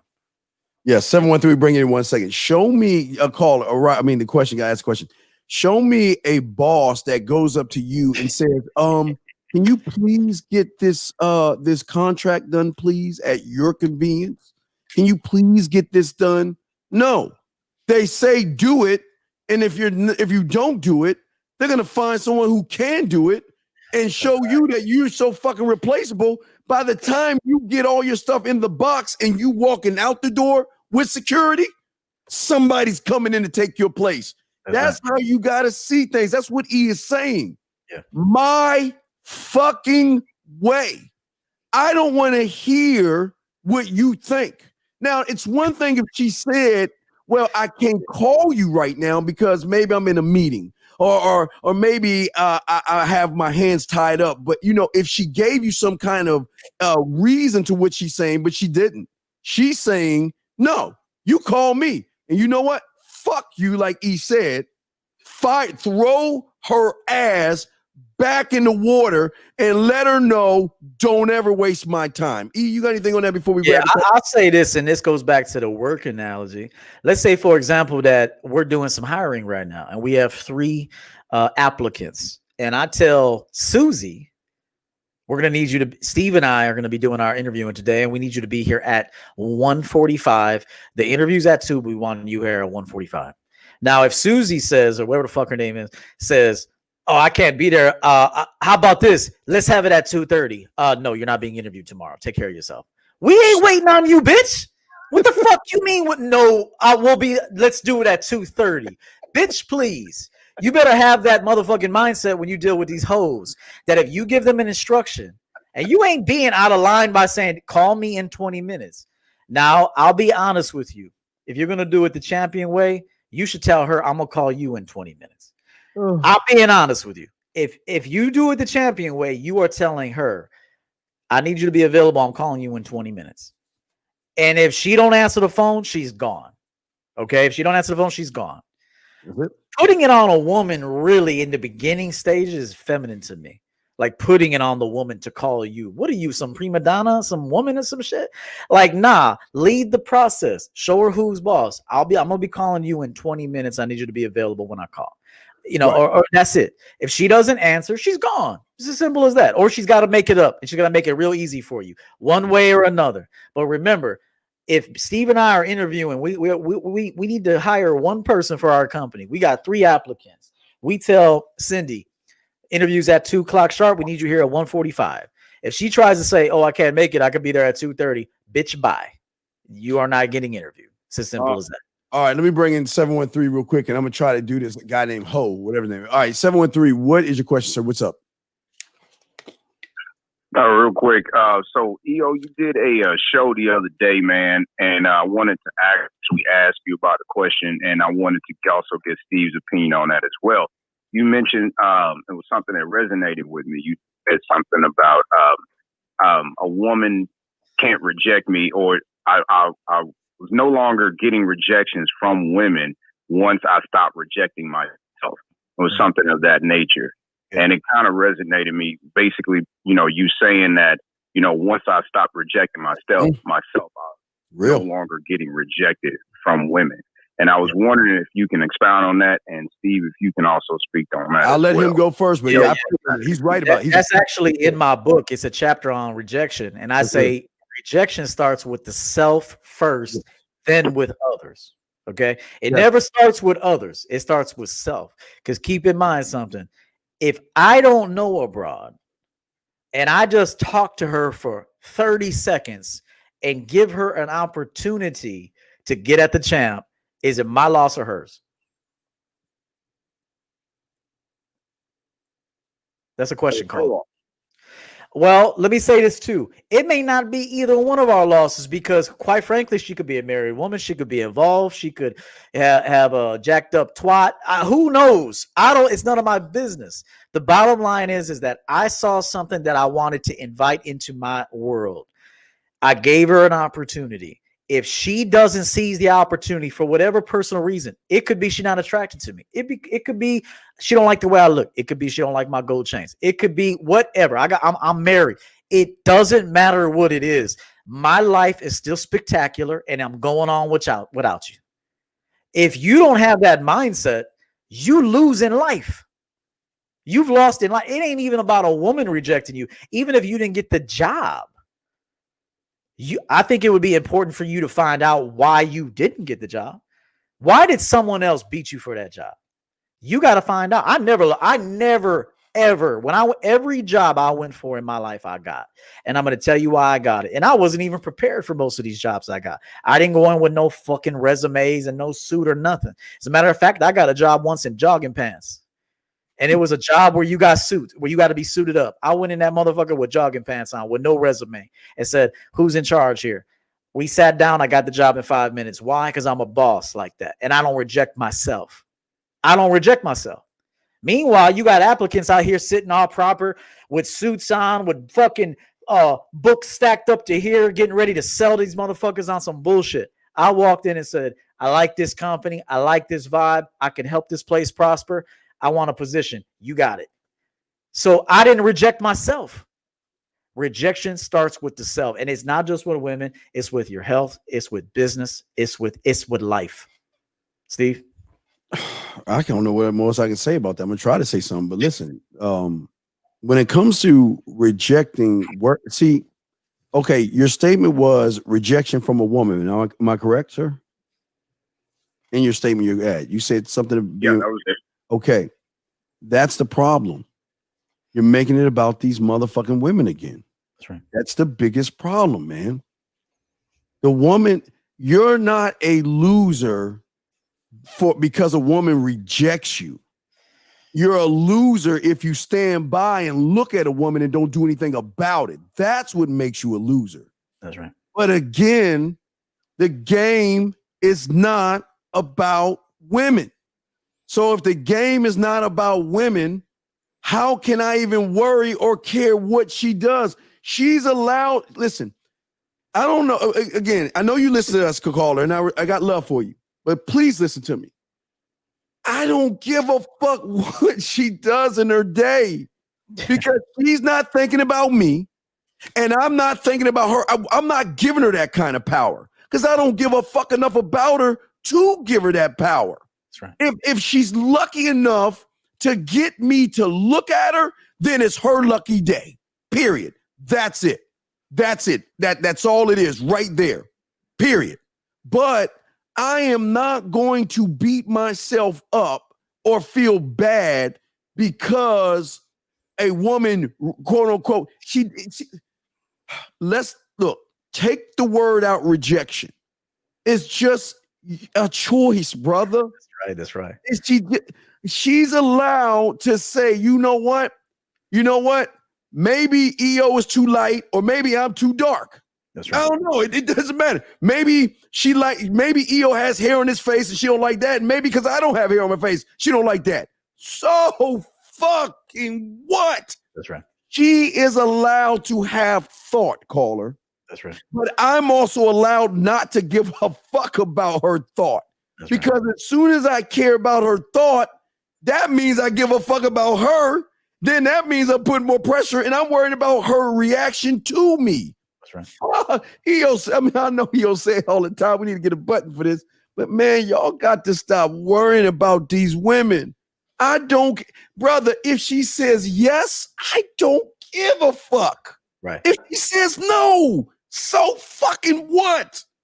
The only way you reject yourself is making it about women like you're doing, talking about women like you're doing, or bringing women in your question when everything's about you, brother. E, do you want to say something about that real quick, man? I think this is have I ever coached you, sir? No. You sound familiar. I thought you were one of these brothers that I coached. I picked that up and I was like, yo, that was something that resonated in me. Okay. No, you never coached me. Okay. Just remember that if you don't have my book, you should buy it, because I unpack the whole thing in my book on self-rejection. And I say rejection starts with the self. It is never outside of you. That is an idea, a narrative, a perception, just a thought in your mind that someone is rejecting you. People are just living their lives. They ain't thinking about you like that. Okay. People are not. I keep telling people no one gives a fuck about you. No one. And that should be a good thing. That should take off the edge. That should, like, what is it? Ease things a little bit for you. The fact that nobody gives a flying fuck about you, man. Nobody gives a fuck about you. And honestly, you don't give a fuck about other people. You just be pretending to give a fuck about people. You don't give a fuck about those people. Right, but if you gave a fuck about them, you would be honest with them and transparent with them. And like Steve said, you would be authentic with them. You would approach her and let her know what you want to do. Mm-hmm. Remember, if you truly gave a fuck about women and people and having experiences in the dating game with women, then you would conquer thyself, be in the process of self-mastery. And along the way, approaching a woman and talking to a woman will be a piece of cake for you. The reason why it's not a piece of cake is because you're not even in the process of mastering yourself. Yeah. You're growing. You're still trying to learn you, and you're still mixing women in. It's like, okay, think about just real quick, guys. I'm trying to call this guy from, I guess, China, whatever. But think about it like this, guys. Think about you pouring poison in a cup, and all you're doing is either adding water, beer, or some type of liquid to it. It's still the poison in there. Right. You've got to clean, and you got to dump that cup out of that poisonous thoughts that you have. It's your thoughts that are fucking you over. Yes. Like, I wish women were thought about you more than you think they do, but please believe me. And that's something these content theory motherfuckers don't tell you. These women are not thinking about you guys. There's not even a morsel of a thought about you. They're thinking about the ones that have the sexual attraction. They're thinking about the ones that move their mind. They're thinking about the ones that are unattainable. They're thinking about the jerks, the assholes, the cocky and conceited motherfuckers.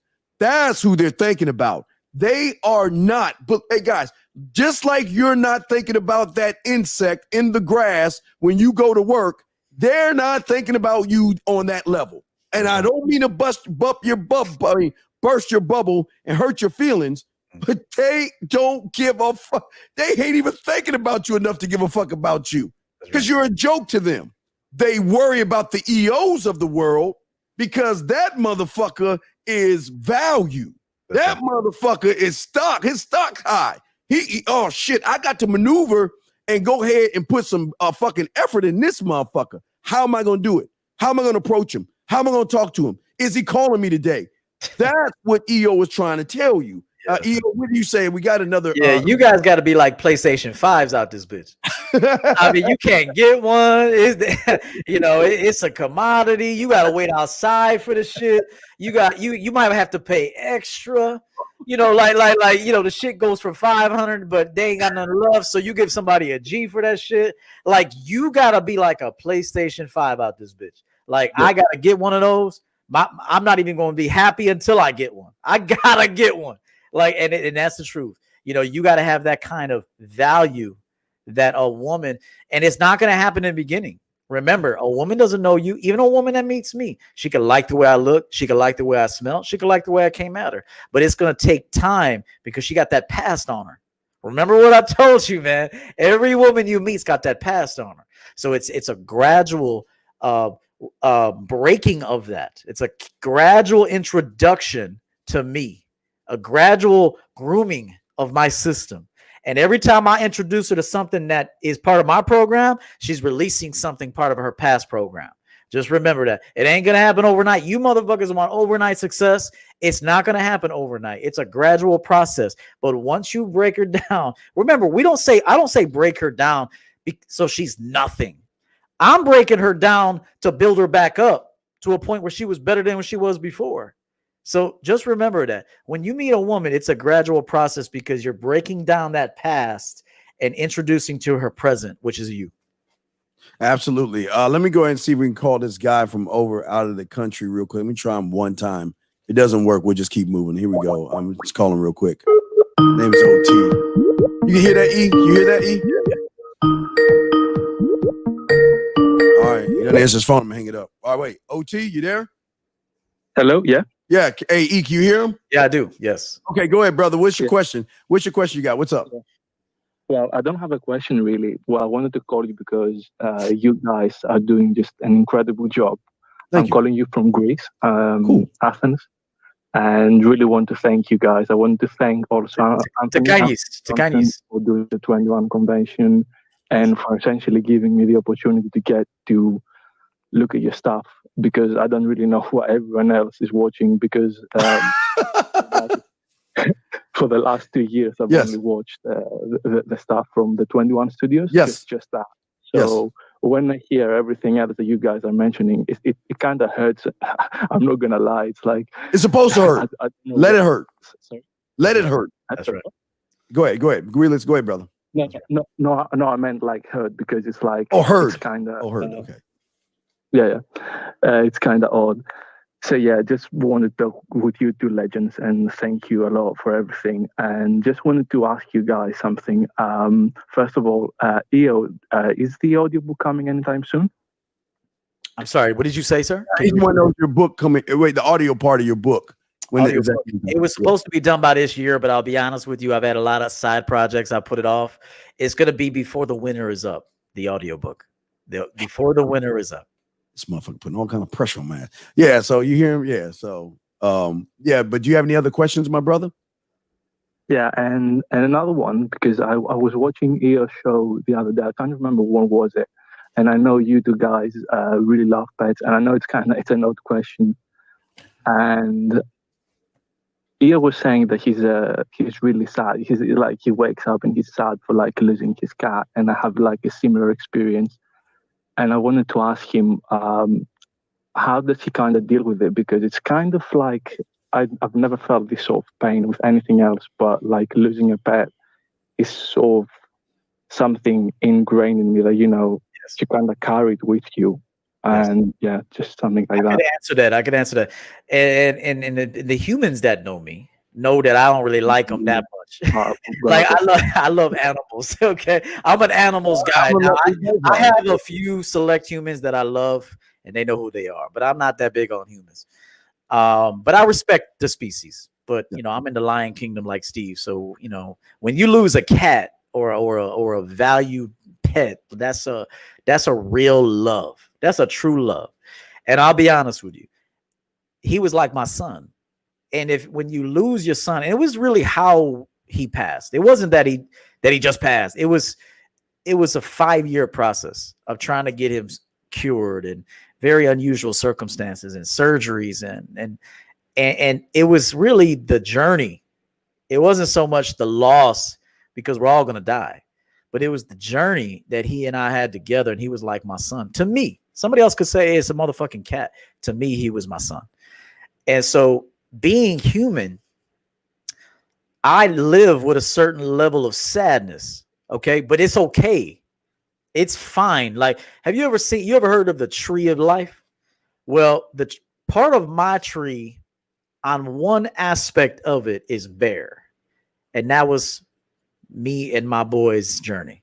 And ain't no woman, no future cat, no future dog, no future nothing is going to be able to take the place of that chapter of my life that is reserved.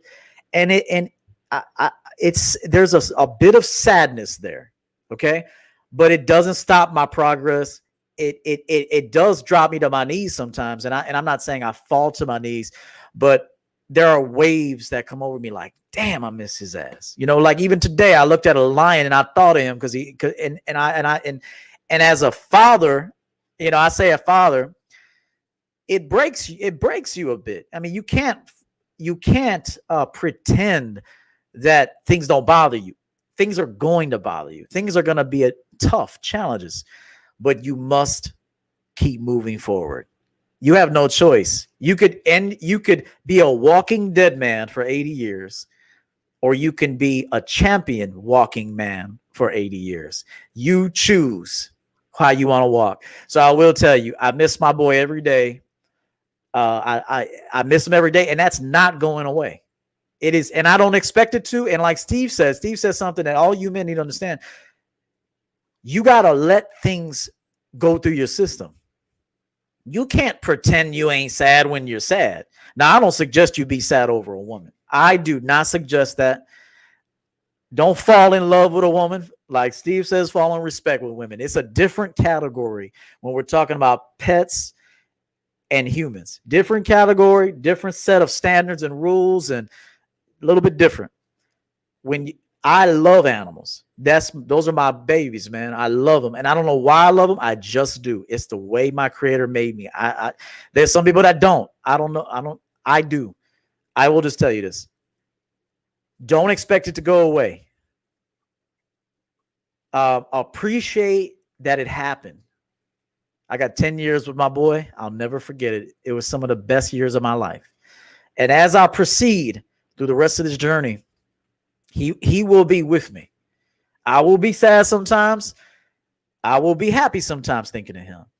But it's a part of my tree of life that no one could ever take the place of. And it's a part of me that is dead. It just is. It just is. And I accept it. And I'm okay with it. I will continue to go on with my life and champion the rest of it. Yeah. Shit. All right. Well, we'll let you go, OT. Okay. But thanks for the call, brother. Okay. Can I just say one last thing? Sure. Go ahead, brother. Yeah. Well, what I want to say is that it's really incredible when I see you two guys, because I watch your individual YouTube channels.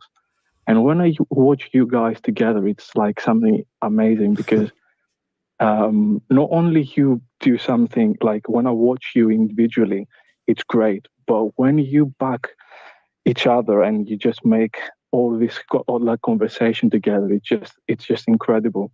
And I've learned so much. Like it's quite fun because over the last 2 weeks, when I saw your stuff, and especially when you started having these videos together, and I had to watch them all. I just went back each one of them, and it essentially changed my life. Like the way I see myself, the way I treat people, the way I do everything, even like just the way I breathe, for example. So yeah, just want to thank you once again. So yeah. All right. Well, thank you, brother, and congratulations, and we appreciate you. Okay, we'll throw you back in, but you have a good day, sir. Thank you so much, brother. We have another call in. Thank you very much. And the guy from Germany, just send me your email, send me your Skype, and we'll call you the same way. 314. Sorry for the long wait. Did you have a question, sir? What's up? Yeah, what's up, Dean? What's up, EO? This is Sean from St. Louis. Hey, Sean. What's going on, Sean? Hey, I have a texting question. I was on Bumble and I had a woman hit me up. She said hi. I responded with like Hey, her name. I got a bone to pick with you. I was going through Bumble and something about your profile caught my eye, which made me swipe right with a winky emoji. So what do you think of this app so far? And then she responded with, well, I haven't had that stuff. She responded with what? She responded with, well, I haven't had the best luck, but maybe that's about to change. All right. And what did you say? This is the Scottie Pippen to Michael Jordan. This is a slam dunk. So what did you say next? I didn't say anything yet. What are you supposed to do within the first 3 messages, brother? That's right. Go ahead, Steve. Set up a date. Then what's the problem? She hasn't had bad luck. Well, guess what? Your 6-leaf, your 4-leaf clover, your rabbit's foot. Come on. She said she's had a rash of bad luck, right? Right? Well, right. Guess what? I'm that, all that bad luck is over with. Yeah. Tell her this. Tell her this, caller. Looks like you just hit the lottery, baby. Looks like you just hit the lottery, baby. Make sure you say that and say, let's meet and give her a day and time. Yes. Give her a day and time. Let's meet Wednesday at 7:30 at this spot. Yes. Give her the spot. Tell her, you can even say it looks like we hit the lottery. I don't even mind if you say we, because if you say you, she might be like, ooh, say, looks like we hit the lottery, baby. Say, so meet me Wednesday night, 7:30 at this spot. That's what you do. Sean, she's very insecure and beaten the fuck down, brother. That's right. She does not believe in herself. That's right. She had a string of bad luck. All you gotta do is slide that fuck cow milk to that fucking stray cat and let her lick on the drug as Sean, and she gonna be down like 4 fucking flats, bro. Because here's the thing: she's coming in nervous. She's coming in worried, butterflies in her stomach because she feels like, oh my God, is he gonna let me down? Is he gonna turn me down? Is he gonna run? And what you're doing is when you tell her that we won the lotto, she's like, oh shit, wait, what? Right. What do you mean we won the lotto? And then when you tell her that and set things up, look, have you seen yourself? Go look in the mirror and see. One thing you got to learn about me, I just don't talk to the average woman. I'm Sean, goddammit. I like beautiful things, beautiful women, right? And you know what? You caught my eye, right? And the only reason we're having this date is because I just want to see if your character matches your beauty. That's all. That's what we, hey, look, we're going to have a lottery date. Okay. We both won the lottery. Cause like he said, you can say you won the lottery or we won the lottery. I don't give a fuck how you say it. Just say use lottery. That's because right. She said she's had bad luck. See how cold EO is, motherfuckers. Y'all don't even see that shit. He just took one word from her statement and expanded it to any way he wanted to. You see that? That's why, hey, Sean, we excited because we know we were doing that situation. It's already over.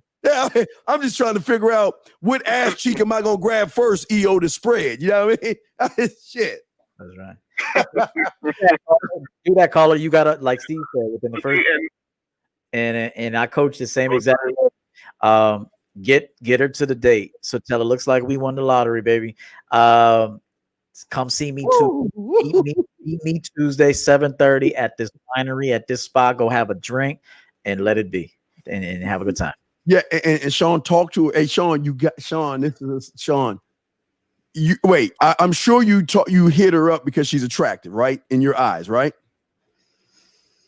Oh yeah, dog. She's dude. Just think of a zebra clipped in a Serengeti. You got a clipped zebra right now, dog. It's all you. You can't fuck this up. The only way you can fuck this up is by fucking it up. And you can't. Right. There's no way you can fuck this up. Hey, and don't set the date out 10 days later. Get her while she's feeling good. Make that shit within 24 hours, man. 36 tops. But don't be like, hey, meet me on January 14th. Nah, but it passed already, motherfucker. So, get men, listen to me. Don't be sick. And I hate when dudes tell me, but I gotta work. Yo, fuck that. Go see her after work, motherfucker. What you like? Hey, if you gotta meet her at 11, leave me eat her at 11. Because 24 hours to 36 hours max, we set up your dates. And if things work out, Sean, guess who you're going to be kicking in the new year with? That's right. Don't think that these women are not looking for somebody to kiss on when that fucking goofy ass ball drops. Right. Sipping on that bubbly, that bubbly get them all fucked up, though. But I'm just saying, Sean, bite her motherfucking neck and take her up thy tree, please, Sean. And Sean, listen, if you got any problems, hit me on the back end. I'm going to do everything I can to get you this ass. Because you know all I ask you to do, if you smash, just take one moment, say, just for you, Steve and EO, and smack that ass one time for it. That's so right. I'm going to do everything I got you, Sean. So send that motherfucking message right now, please, and set that shit up. You got her. Yeah, and do my signature move. Put an S in hickeys on her ass cheek. That's my signature move, man. I put my initials on a bitch's ass cheek. So put an S, a Superman symbol on her ass cheek, bro. Yeah.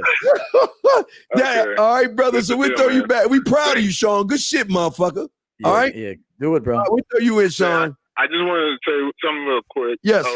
I mean, that's some fly shit, what you guys said about the whole taking the word luck and how you said, well, you hit the 4-leaf clover and the rabbits. So I like that. 6-leaf, motherfucker. We hit the lottery. Yes. So that's cool shit. So thank you guys. All right, 100, Sean. Hey, let me know, motherfucker, on the back end. I got you. We're going to ride this out. Look, dog. Hey, before you put the tip in, let me know, and I got you covered. All right? All right, Sean. Go. All right. Get it, Sean. Man, he's got a slam dunk, man. A woman that he's interested in, that looks good in his eyes, that it has all the insecurities, and it's but keep in mind for the guys listening, you should have about 10 of these. Like you should have one of these and be like, oh, I hate you. Like you should be able to say that to a broad, but you got 10 women feeling like that. You should have 10 women feeling like that one woman. And then over the course of dating, that's when you can find out what you like, what your preferences are, what your standards are. That's how you figure out see, you motherfuckers, these divorced men married the first bitch they got with. That's what happened, bro. He got a first piece of pussy, fell in love. She identified that this motherfucker can't get no women. He don't know how to lead. He don't even know himself. He doesn't check me. He don't fuck me. He don't, I don't feel nothing with this guy no more. So I'll just go on ahead and divorce you since I know your bitch ass won't do it. And I'll take half your shit and the kids, and you'll be lost the rest of your life. You'll be going to join groups on YouTube. So what I'm saying is this is why it happens, because you ain't got no options, no experience. To me, pussy don't mean nothing. I better know it don't mean nothing. To guys like me and Steve, pussy means nothing. Nothing. So you got to prove yourself or you don't get in. That's it. All right, real quick. We got how do you manage time to learn everything at the same time? Let me say something real quick before I throw you. Okay, listen, Mr. DC Comics, great question, but I just want you to take a moment to think. I always tell guys when you buy products and things like that, don't get blown away by the product. Do it like you did in high school. An hour of math, an hour of English, an hour of social studies, science, biology, whatever classes you took. If you had 7 periods. Just do it by the hour and then repeat it again. That's all you do. Don't be overwhelmed by the information. Allow the information to work for you the best way you know how to study. But he would say you on that question. There ain't nothing else to add to that, man. Like he said, it's like a schedule. So you know what you're going to do at 9. You know what you're going to do at 10. You know what you're going to do at 11, 12, 1, 2, 3. And when you know that, then you can, coordinate things appropriately. So it's a simple thing. Like he said, remember when you went to class, you had to fucking salute the American. I remember when we were young, we used to salute the American flag. I don't even think they do that anymore. No, they don't even do that. Yeah, we used to salute and sing it over the intercom and shit. Different kids would do that shit. And that was a beautiful thing. They stopped doing that. It's horrible they stopped doing that. And they used to even do prayers sometimes in school, which was a beautiful thing too. So I would just say that, like he said, schedule everything out. Okay, know what your day looks like, know what your week looks like, and then tread accordingly. But remember, bitches don't come before you, and they don't come before your money. Okay, then you got one right here, brother. That's for you. Does your book teach us? Yes, absolutely. Just reading the book is going to help you become a better communicator because you become more authentic. So you start to shed a lot of that bullshit and start to become more one with yourself. And naturally, you start to absorb more information, more authentic information. So naturally, yes, you become a much better conversationalist. Yes, sir. Yes, sir. All right, guys, I got any questions? 515-605-9373. We're trying to catch up with all the messages and the things as we've been answering the phone calls real quick. Let me get to the next one. Let's see. We're gonna give some love to EO right there. Let's give him some love right there. I might do a show later on tonight. I might do one. I'm in kind of a good mood. I might do a show later on tonight. That's right. Let's see here. EO, I think this is for you, EO. Are you going to be available in 20 minutes? He's asking. He said hell of game. Give you some love. Would you say you got some hell of game? Let's see here. He gave you some heat right here. All right, guys, I'm just going down. No, CC, and I'm going to prove to him what a schedule looks like. No, I will not be available in 20 minutes, but I will be available tomorrow. So you can get at me. If it's going to be a session, then you just book it on the website, championgamecoaching.com. See, now I'm showing you what it looks like to have standards in a schedule. So no, I will not be available in 20 minutes. However, I could be available to you tomorrow. I mean, I'm just being honest. That's how you got to do it. See, a guy that would go against his agenda would say, "Oh yeah, I could be available for you in 20 minutes." Yeah, no, I cannot be. But much love to you. But I can certainly be available to you during normal business hours tomorrow. Yeah, that's there. Yeah. That's sorry to hear that, man. I know. Look, we're both hungry. We're both. Yeah, I didn't realize that's what it was about. Yeah. I just want to say we understand you, my brother. We understand you, man. So let's keep going down. I'm trying to see if we got any questions here because we're still chopping up a few more minutes to talk about. Yeah. Give me 1 second. I'll be right back. Take your time, man. Take your time. That's Coach EO. I'm the dean, man. Class is in session. What I'll do while EO is taking a quick break, we'll do a quick commercial.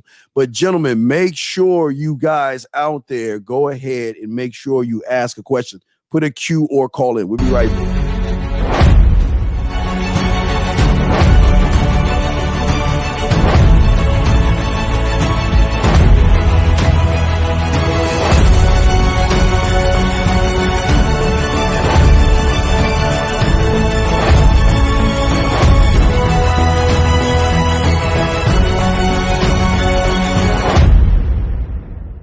What up, though? It's your boy Paige Kennedy. You already know what it is, and you're listening to the manmindset.com, dating help for men, with your host Steve the Dean Williams.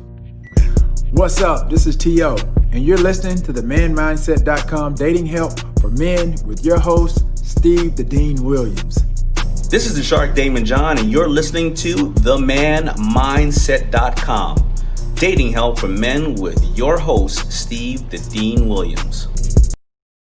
Guys, we're back. Coach E took a break. Guys, if you have a question, put a Q in there. We got you. Oh, great question. All right, yeah, damn, there y'all go. See, y'all fucking around. Y'all motherfuckers just ask a question. This is what the show is about, man. Listen, what you see in EO and myself, and I'm not lying to you guys. I think I'm gonna do a show tonight because I'm not gonna do anything on the new year because I think we need to talk about that. But listen, it's already in you, man. It's already in you, and you just don't see it. Everything you see from myself and EO, you already have in you, man. And you just and the thing that you have to be careful about now, EO's back. I just want to say this. The thing that you have to be careful about is this.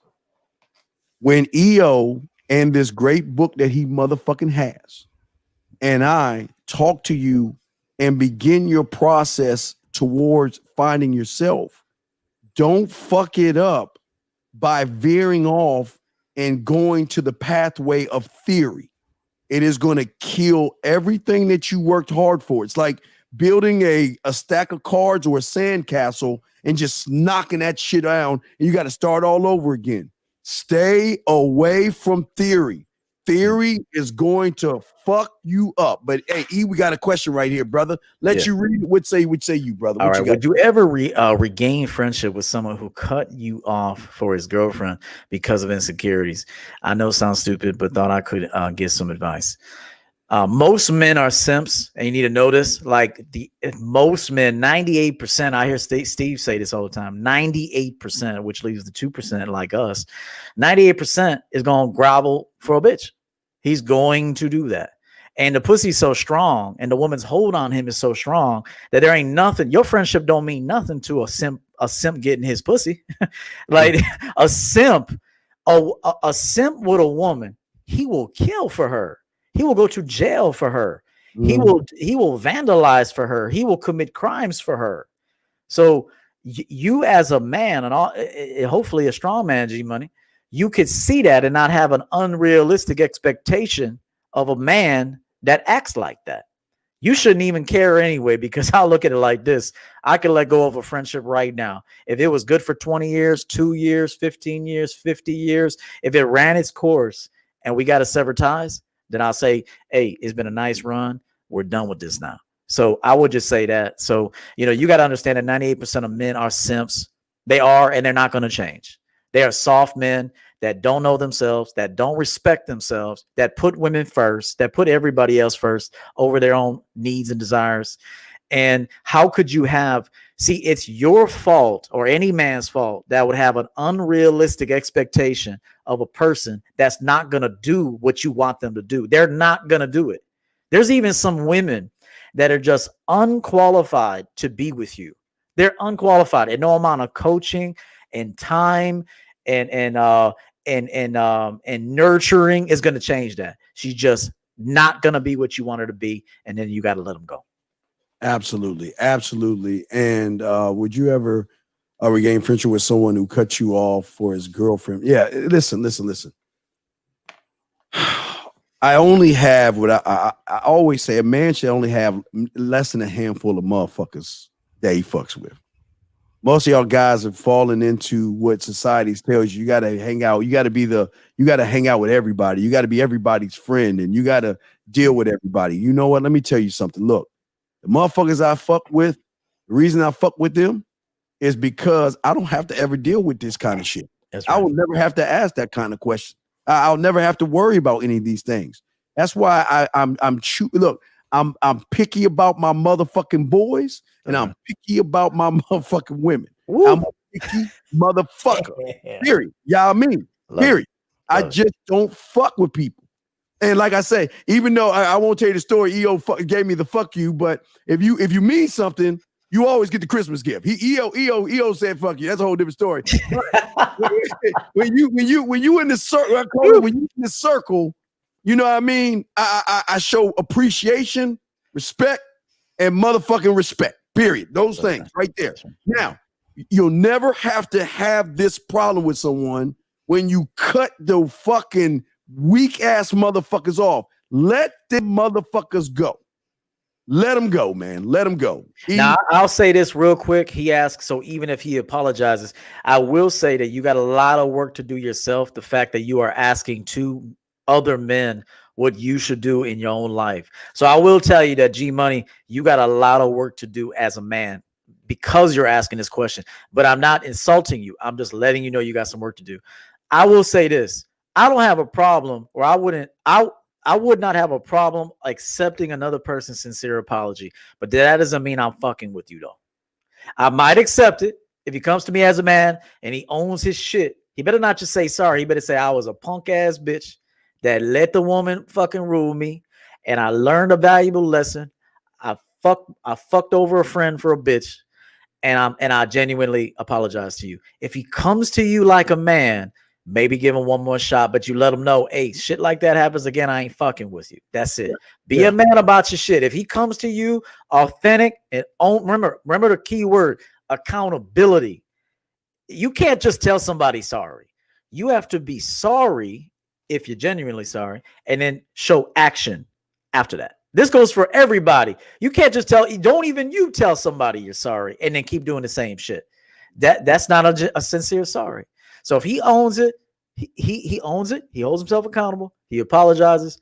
You make a decision. You say, okay, we move forward because we're boys. But remember, if I put up my motherfucking finger, like Steve says, when the caller's calling in, if I put my motherfucking finger up, I mean, shut the fuck up. That means you shut the fuck up. So if you tell your boy flat out, don't do that punk shit again, because if you do, you're on your own. Right.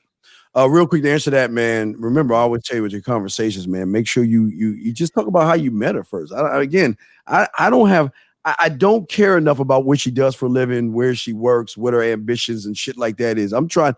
I got in my mind, I've got this like paper in my head, like an interviewing process. I know what to talk about to see if she's worth my time. I said talk about, not ask questions about. I know what to discuss to see if, all right, she's down, she's cool. If not, I move the fuck on. But do you have a process or anything when you talk to a woman the first time, E? Going back to you, do you have a process or anything? Or for the first time? Yeah, the first conversation you have with a woman, like when after the approach and she's calling you and getting in touch with you. Do you have anything other than that? Do you talk to her? I just set up an in-person meeting. That's gonna be the next thing I do. Yeah. Because if you become pen pals at long distance, if you let the woman run her agenda, you'll never win. Yes, because she don't have one, and she'll lose attraction. See, women will naturally lose attraction to you if you follow their agenda. They're gonna lose attraction to you. So attraction is built from her following you. Just keep that in mind. If she's following you, she's attracted to you. If she sees you have no sense of direction, no sense of self, you have no idea of how you want to engage with her, then attraction will lessen to a point where she's gonna ghost you. Oh, 1,000. Damn, dude. That's real ass shit. That's true. Let's see. How do you learn to put style and flavor in conversations when speaking to a woman if you use to talking like a square? See, all right, listen. Brother, I'm a fucking square. So what are you talking about? I'm not a pimp. I'm a square. I'm what pimps call what, an L7? I think call it L7. I think that's where Rosebud will get in his ass and say he's just misusing words. Yeah. Misusing words. Yeah. Listen. It's not about square, but it's more about you're worried about speaking to the woman, which tells me you're making it about the woman. It tells me that you're making that you worry about what that woman thinks. I'm not going to keep saying that. Listen, stop worrying about the woman. Position yourself. Matter of fact, speaking of the devil, hold on. I got to answer this live one. We're on the air. Bud, we're live on the air. What's up, man? Salute. Oh man, I was just checking on tomorrow, man. Hell yeah, we good. Yeah, I hit you back, bud. Yeah, we doing the show right now, but I hit you on the back end, my brother. Okay. All right, 100, bud. You know it'd be cool. All right. That's my dog, bud. Yeah, he's cool. He said, you know it'd be cool. Yeah, so the lines are down, but before I throw it to E, listen, stop making it about women. Put yourself in the position. What makes me me? What are my best qualities? Why do I need to worry about her best qualities? Do you think she's worried about you? E, why do they think these women care? Huh? They don't care. They don't care. And remember, part of the human experience is to maximize your own potential, which means you should have layers to you. You should have naturally, again, you should be mysterious, not because you're trying to be, because there's so much to you. I would say you're not cultured enough. You don't do enough fun shit. You don't know yourself. If you're worried about what she thinks, you don't know yourself. You don't know yourself. And a lot of guys might say, well, how do I know myself? Well, first of all, start telling yourself the truth. That's the number one thing. You can never know thyself without telling yourself the truth. Right, and there's something that this guy said here. You got to give her the gold digger test. Remember, a woman cannot get anything from a man that's not giving it to her. Hot Wheels. And I know he meant well, but he said, got to give her the gold digger test. Where's that at? At 9/11. Yeah, Hot Wheels. Okay, I saw a question. We go back. Yeah. But I'll say this. I don't care if she's a gold digger or not. She ain't getting none of my shit. She ain't getting none of my shit but some time. And if she's lucky, she's going to get some dick. So and some direction. And she's going to get some game. You know, the most I will give a woman is time, wisdom, dick, and game. That's all she's gonna get. I mean, I'm getting her money. I'm getting money. I don't see. If you have game, a woman will give you money. Do you realize that if you have a tremendous amount of self-awareness and game and good fuck game and wisdom and direction and sex appeal and all of that, the stuff we've been talking about, do you realize that women will know I have nothing to offer this man? This man is a god in his own world. He is a god. At best, what I could do is feed this man, be courteous to this man, be at his beck and call, and break him off with some cash. I'm being honest with you.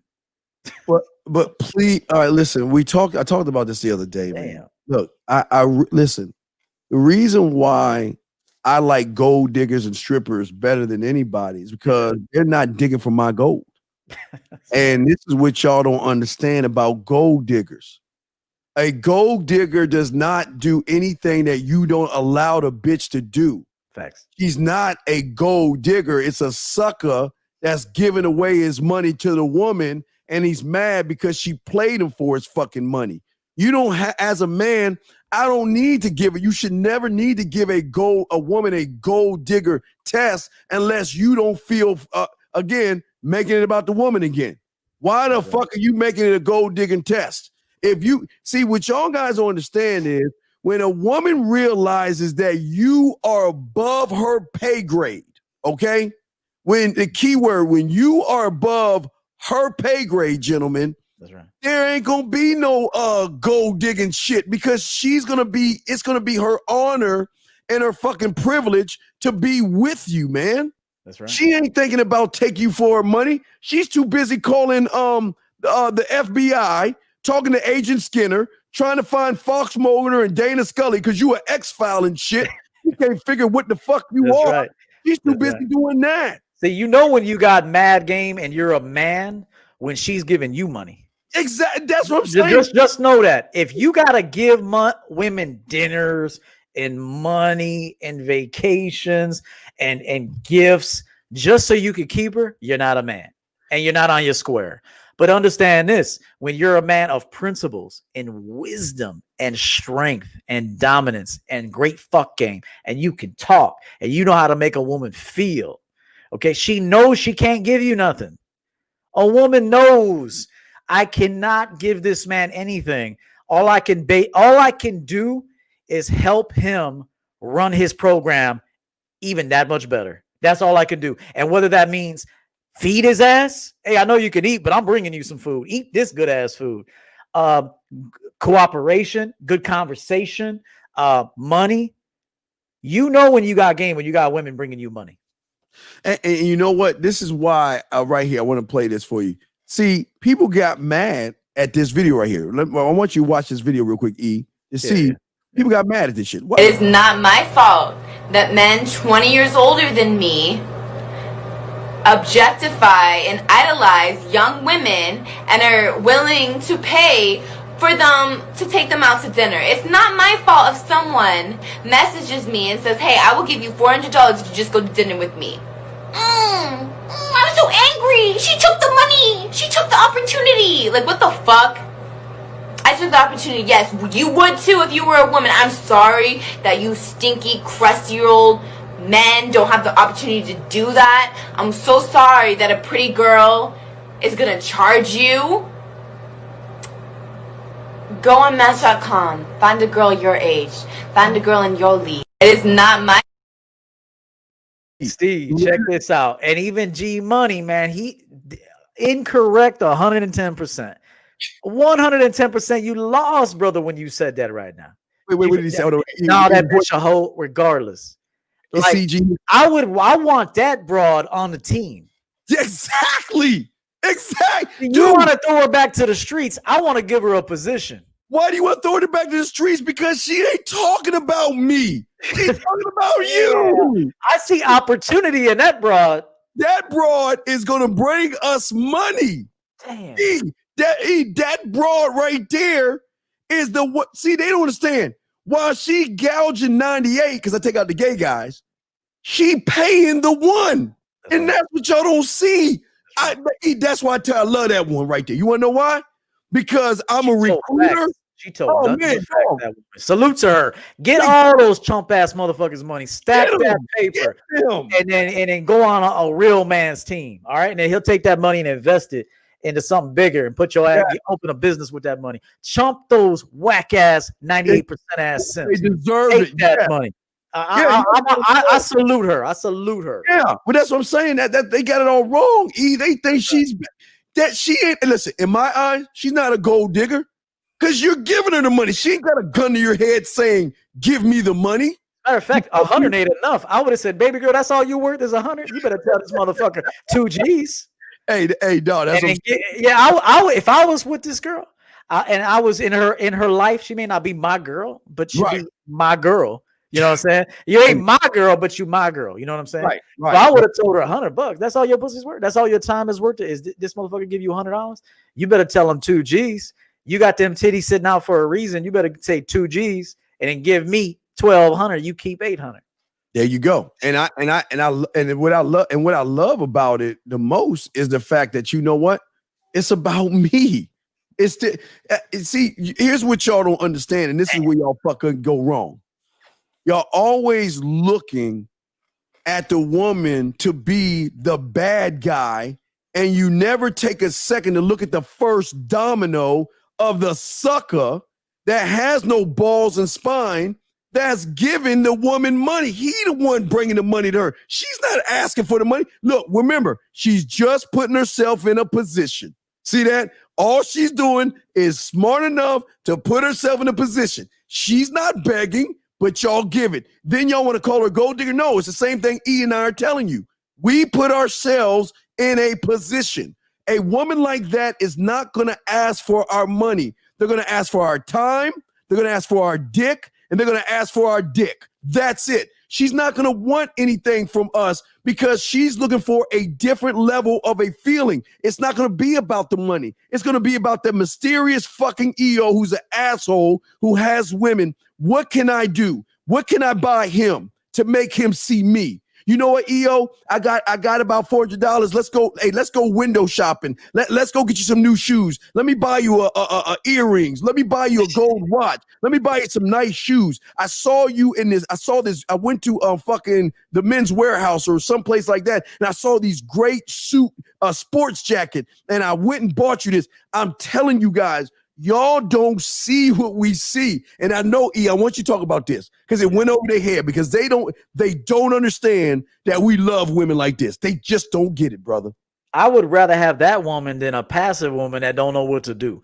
I'll take a woman with some street cred, some street game over a woman with no game. Oh, yeah. Because then I could put her to work for me. I'm going to win on strength anyway. I'm going to win on dominance anyway. So, and remember, guys, if you say, I just want you to know, and then G Money will be upset, but hopefully he'll change. If you utter words like she's for the streets, please do. You do not have game. You do not understand even the game itself. She's got to do that. All she got to do is put on a Victoria's Secret bra and a motherfucker wants to give her 2 G's. Why not take it if a chump is going to give it to her? Why not take it? What's wrong with that?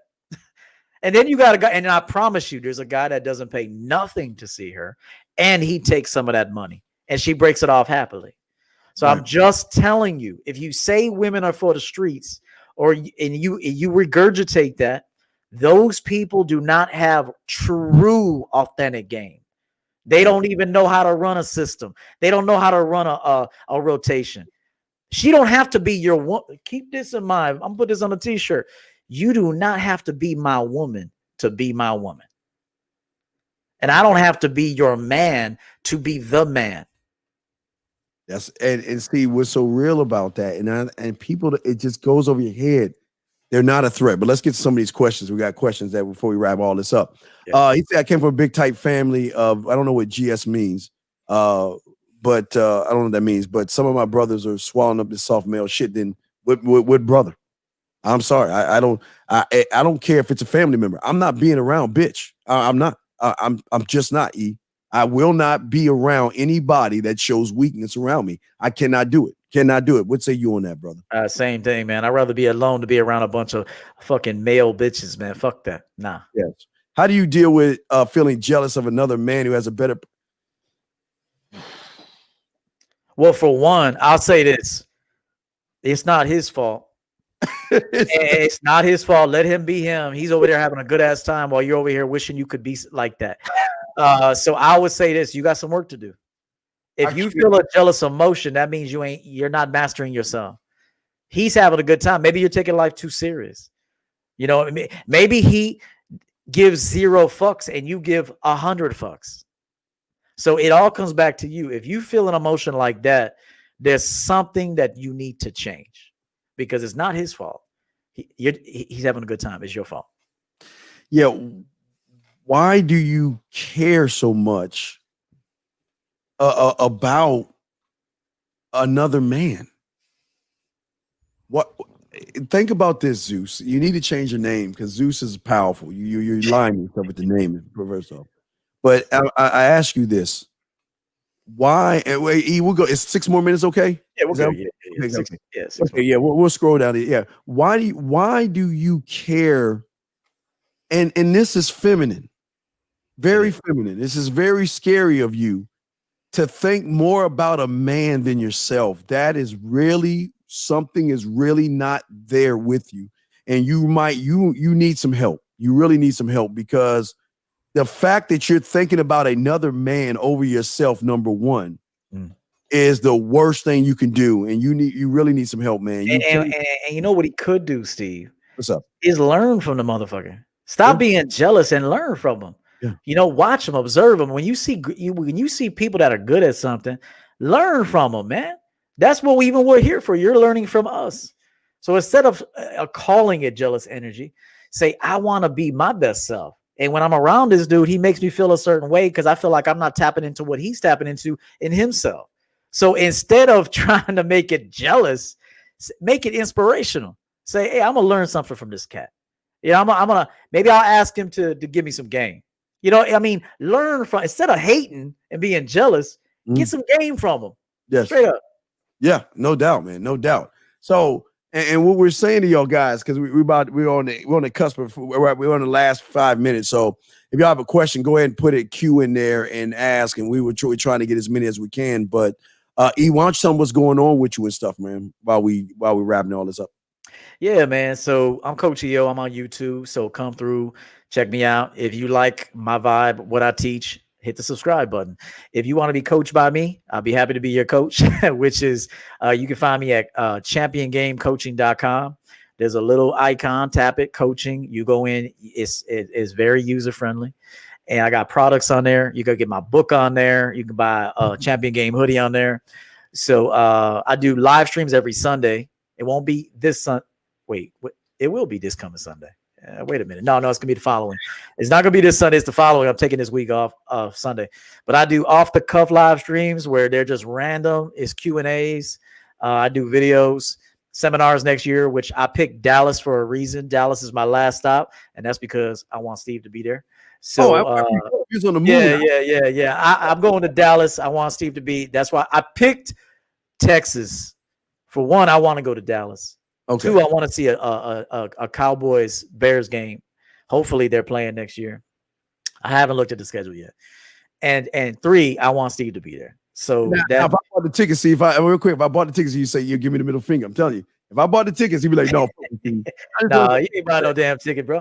So you're gonna be speaking there. You're gonna be speaking, bro. You represent the man mindset when you come there, bro. I'm saying for the football game. If I bought Oh, well, I mean, you buy the ticket, you know, I buy food, whatever. I mean, whatever. We're both taking care of each other one way or another. No doubt. So I'm on Instagram, Coach 𝐒𝐿_Champion Game. Follow me there for some of my personal quotes, some insight, some style tips. And that's it, man. I got this book.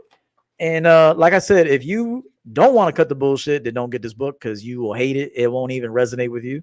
But if you are ready to cut the bullshit and become more authentic, then this could be a great tool to pivot you to your own personal authenticity.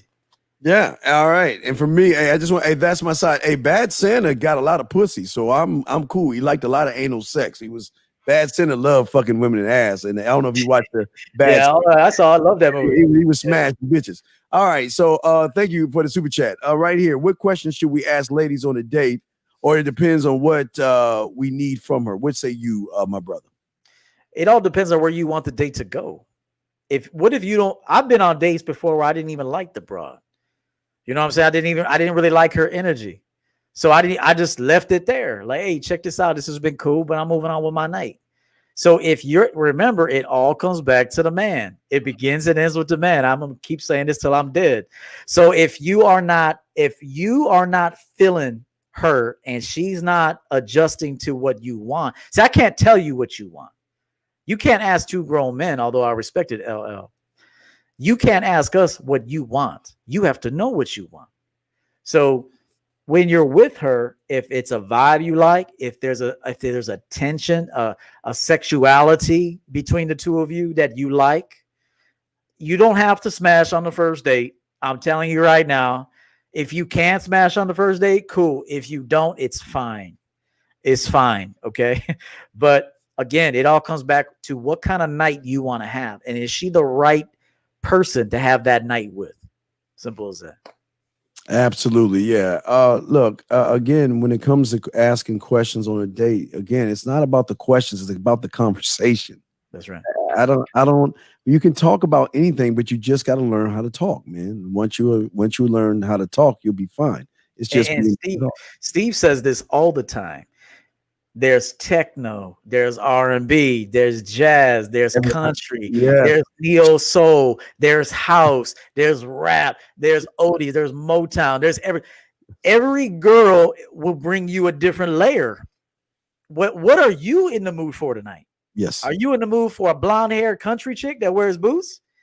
And then you fuck her to some country music on a patio somewhere? Or do you want a chick that's an R&B chick that's got a little short crop hairstyle, nice fitting jeans on, some apple bottom jeans, boots with the fur? So it's up to you. You got to identify, okay, this woman brings me this.